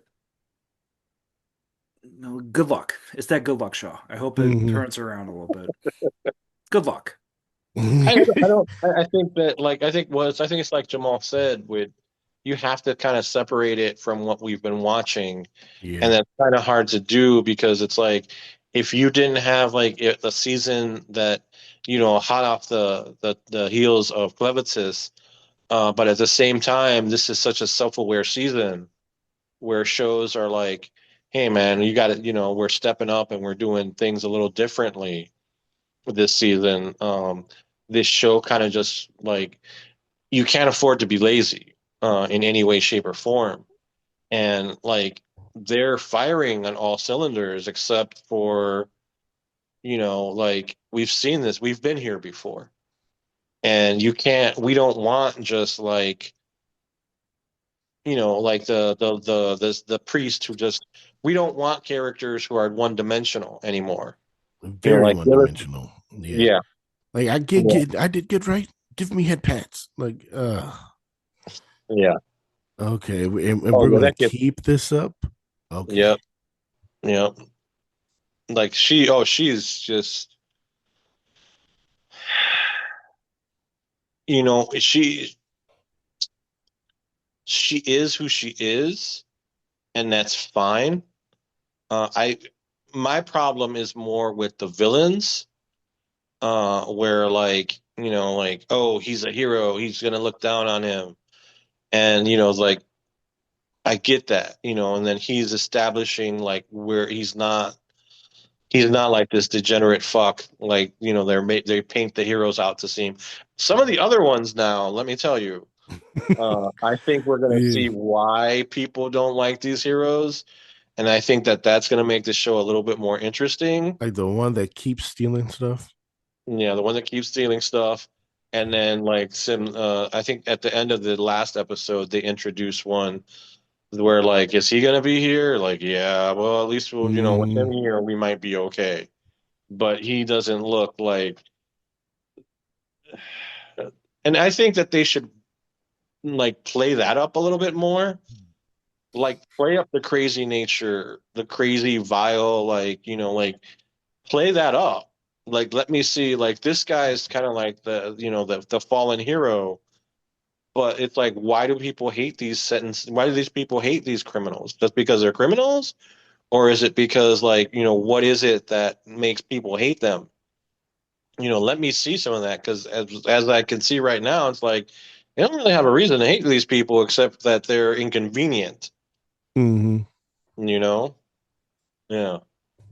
They've been taught to hate these people by the church, but really it's just that they have inconvenient truths that are like need to be hidden.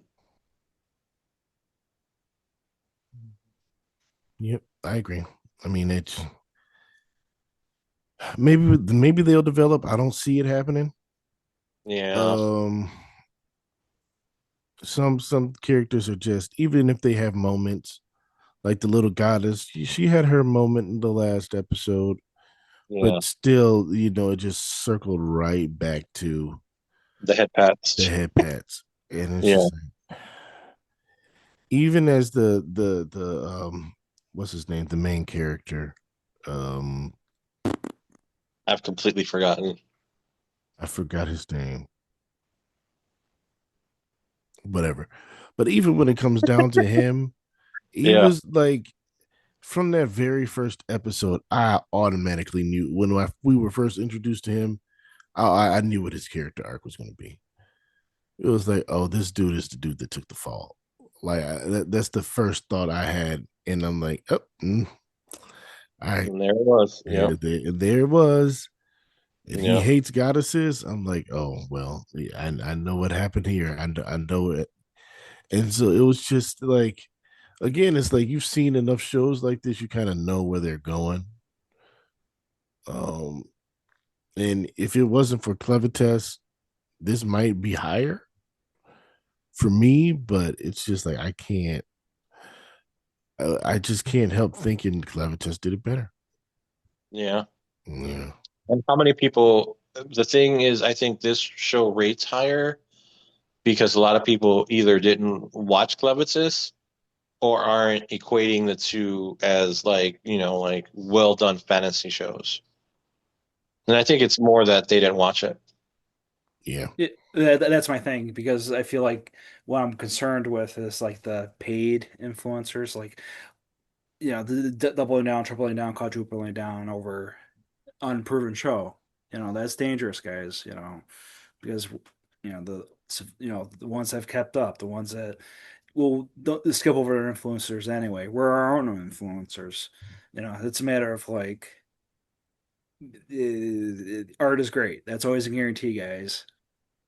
But there's a show called Clevitas that it changed the game for a lot of fantasy. Yeah, they sure I did. I They can't raised say it. that the art being great is always guaranteed, No, but Yeah. but like they're triggering points, like the battles are epic. yeah, yeah, Clip it. yeah, Yeah. So yeah, It raised the bar. It really raised the bar where other shows, it's kind of hard to watch shows that we would have watched before and hype them in the ways that we would have hyped them before because Clevitis did it so well. yeah, in Clevitas, Yeah. we'll see what the awards we'll see with a lot of top teners for the rest of the year. Not a lot. Not a lot. I That's think it's kind going of to get weird. ignored. Yeah, You know that's what? weird. What's yeah. It's going to definitely get not, ignored. It's going to get yeah, ignored. yeah.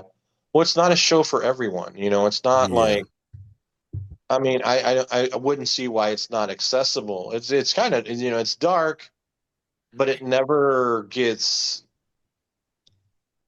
it's funny because it's a dark show that never revels in its darkness. yeah. It's You like know, it's like we're it's not. It's dark like because like they'll shoot the monsters and they'll like blow up and get all like violent, but it's not very dark in the themes that it's dealing with. no. I think it's the exact opposite. It's really Yeah. dark with the themes that it's really dark with some of the themes that it's working with, but it doesn't romantic. It doesn't get like like we're gonna be like, we're gonna rip this person apart and like rip them apart for 5 minutes Yeah, it's not and not have too, it's blood. not, Mhm. Yeah, it's not stylized like Kaisen with the Maki art essentially was right, that stylized. right. It's Mhm. not. We're not gonna stylize a bunch of violence. We're just gonna tell you a story that has like these dark themes in it, but we're not gonna romanticize the violence, and we're not going to make it overly grotesque in like, like this is, oh, we're ripping her arm off. So like you're going to see all the guts blow out of her face. It's like, no, it's like, she's going to go fight a demon and these slavers are like impregnating women and like, like people are being Mhm. abused here, but we're not going to focus it on so much. We're not going to focus on it so much that you become so depressed and so dark that you're just going to tune out of this show because where it's high fantasy at the same time. It's like that dark fantasy, but it's high fantasy as well. It's not like, we're not going to we're going to crawl into the pit and stay there. We're going to keep, we're going to, like, this is dark, but we're going to keep moving. And at a certain point, we're going to have those bright moments that will keep you going. Mhm. Yeah. And that's one of the things about Sentence to Be Here. It doesn't have that. No, no. It has those little bright moments, but they're not the same. Not at all. Mm-mm. No. Yeah, you're just not going to care what happens to these people. I just don't. I'm like I said before. I'm just not connected to any of the characters. Yeah. For me in this show, definitely. I definitely feel that way. I haven't connected to anybody. Like, I have my two favorite characters. I don't know if they'll get any more screen time, but I already have them. Yeah. Yeah. I like that Crazy King and his Isekai sidekick. Like, those are my two favorite already. Like, I Yeah, the like those Crazy two. King is little. Yeah, he's. I guess he's probably the most interesting out of all the characters. Yeah. The king is not really a king. That's really a criminal. But that. Yeah. but he does have the charisma to inspire the troops. So Yeah. He's deranged. very much Yeah. so. Yeah. And then the other guy's just been reincarnated so many times that he's pretty much just a zombie. Yeah. Yeah, he's a battlefront zombie. Mm, Yeah. All right. Was there anything else you guys wanted to talk about? Or you guys want to jump off? I'm good. So, um, What let's else see. got, Jamal? Well, I gotta say, final season Golden Kamuy. I'm enjoying it. That's it. All right. okay. Cool. That's it. And the live action on Netflix, surprisingly good. Really? Surprisingly good. I'm shocked. I was too. It That came out a while ago, like 2 years ago, if I came remember. out right after the third season, I think.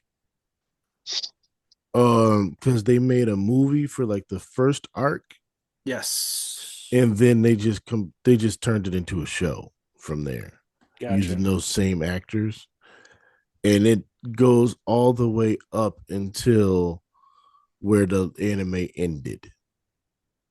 Oh wow. Okay. So yeah, it was good. It was good. I'm shocked. I was too, because I was expecting for it to be bad and to get mad at it, and I was like, they did a really good job with this. Actually, I was very surprised. It's weird how they'll screw up something so bad like Well, Cowboy Bebop. I don't. Yeah, I don't. Well, That's different. That's I different. don't know if Netflix did it. I know Netflix is Okay. distributing it. I'm not sure if they produced it. It's Japanese based It's produced. Yeah. Japanese based Oh, okay. production, and Netflix just distributed. Okay, Like Okay, then, Sakamoto, yeah. like Sakamoto Days, the new adaptation for that. okay, okay. Okay. Yeah. You know what? I'll actually give that Sakamoto Days live adaptation a shot. It looks better. I'm not going to. I know you're not. No, no. I'm I okay. know you're not. As long as it's not Odd Taxi, the movie, I'll be fine. And That's reroute. com- that's coming from Disney And because in the Disney. slime movie, Oh God. No, that Odd Taxi remake, live action, is coming from Disney because they handle all the animal live action. This is true. This is true. Yep. This is Yep. very true. We're waiting Yep. on that Zootopia live action. Which why? Really? And actually, I enjoyed the second movie quite a bit. Um, like it was really good. Like I was kind of surprised. I did not expect to like it as much as I did. I liked the first one, and this one was better. Yeah, they Okay. dive they dive deeper into the world, and they really Judy and this other guy, The Fox. actually, the Fox, yeah, Wild, Officer Wild, I think his name is. They dive into their relationship, and it's a fun movie. It's a lot of action. It's fast paced. It keeps moving throughout, and it's really cool. Yeah, Oh, see, well, I guess I got to get Zootopia 2 a shot. yeah. I think you'll like it. Watch it with Marley, man. I think she'll like it too. Roman Reigns and CM Punk. Yep. Well, yeah, that's true. And that's why he got so mad at him. Yeah, you stole my lines, bro. Hey, you troll me from behind with that stupid crap. Like they really brought that into a promo. Uh, What was that, last Monday? Oh wow. Yeah. Because they did the what did they say in the movie? There were Zebros or something Yeah, like that. Zebros. Yeah. Zebros. So after they had a match at Survivor Series, no, that was War Games. War Games After they words. had the War Games match, and like CM Punk and Roman Reigns, they were like hated enemies that just had to team up for that match. And so like afterwards, like they shook hands and CM Punk said Zebros to Ah, okay. him. Okay. Yeah, they played a pretty big part in the movie. Yeah. Yeah. Cool. So I was like, oh, okay, yeah, that was a fun little reference there. Okay. Mhm. All right, guys. This has been our mid-season review. We Mhm. like these shows. Probably a lot of them are going to end up on our top 10 when And we some other do. shows that we haven't talked about will probably end up on our top 10 too. Yeah, there's a few that will probably sneak in, and we'll be doing that with Tyler, and that'll be Hmm. another fun time. Yeah, I'm looking forward to that. Oh yeah, I'm looking forward to it too. Um, next, what is it? Next month, we're going to be going over there and hanging out with Tyler over there. We're still figuring that out. Um, Okay. but we'll be over there hanging out with him. We got the interview. What is it? Wednesday, right, Jack? This Wednesday. Yep. Yeah, this we got the interview of this upcoming Wednesday. Speaking of Hell's Paradise season 2, we got Marissa Duran coming on, so that's going to be fun. Jack's going to be able to fanboy out There you go. because you know what? She was also the voice of, Edwin. What? She was also the voice of Hori from Hori Mia. Oh, wow. Cool. Yeah, yeah, That's really cool. yeah. So we got that coming up. And the end of this season, we got, like you said, we got Tyler coming back, so we got some fun stuff coming up. And I'm sure Josh is going to be mad at the WWE soon again too. It's like a tax write up for Josh. Yeah. Let me talk to you guys about something. And he's going to lay out this long 6-month booking Yeah, plan. yeah, and he's like, I'm done. I'm not watching it. Yeah. Life for a wrestling fan. The life of a wrestler fan. The life of a wrestler fan. So yeah, we got some fun stuff coming up. But until then, everybody, we kept this under 6 hours. So Which is kind of amazing for us. I need Christina's reaction. she'll probably be all right with it today. All She right. wasn't. She was mad that we went 6 hours. Like she was really like, and I was like, she was like, you guys didn't talk for 7 hours. There you go. I We was talked like, for 8. and I was like, yes, I did. Yes, we did. She was like, no, you didn't. And then I showed her the timestamp. She's, what could you possibly talk about for that long? was just like, man, you don't understand how it goes. You don't We had understand. we had a lot of shows to go over. We had a lot of shows. We had a We whole did 20 year's worth shows. of stuff to go Yep. over. Yep. And so Yeah, that was a little bit insane. yeah. So, we're gonna have to pack up the seasonals. We could easily go 20 deep this season, but we're not. We're gonna have to pack it up at like, I don't know, maybe 15. Yeah, maybe. Yeah. Pack it up in maybe 15. So Yeah, have 10 honorable mentions. nah. Hey, I'm look, kidding. I'm man. kidding. I'm Hey, kidding. I'm look, kidding. man. With the way that this season is, and some of the other shows we got coming out this year, like we're getting Ascendants. We're getting in the second season of Clever Test. We're getting a lot of really good shows this year. Reincarnated as a So, sword. real dude, we're getting a lot Yeah, of good stuff this year. So it's going to be a lot to talk about. Yeah, we did a top 20 last year. Man, we might have man, to separate that into categories for this year we're because, we're, we're gonna have, we might have to figure something out because, like, top fantasy, man, top romance, top action, it is top returning shows. that's gonna be tough, man. Yeah, That's gonna be that's not going to tough. be easy. That's not gonna be easy. We might just have to do an award show where, like, hey, look, these are the five best romance for the year. All right, guys, what's our pick? Yeah. So yeah, if we're Yeah. gonna have to do that when the Crunchyroll Awards roll around. You know what? So they already put out what the categories are for this Oh, year. okay, So that's we're good. gonna we're gonna have to like figure out our nominees for those categories. Okay. So yeah, we'll work on that. We'll we'll work on that. So by the time the Crunchyroll Awards are come around, we'll have our own nominees and whatnot And figured we out. have plenty of time because it's not until May. Not until so stupid, so Yep. stupid. Not until Yeah. May, but all in all, we got some fun stuff coming up for you guys. So check us out. And as always, peace. Peace out, guys. All Peace. right, man. Good night, Jamal. Good night, Jack. Good night. Okay, you guys. Good It night. was fun hanging, man. All right. Of course, man.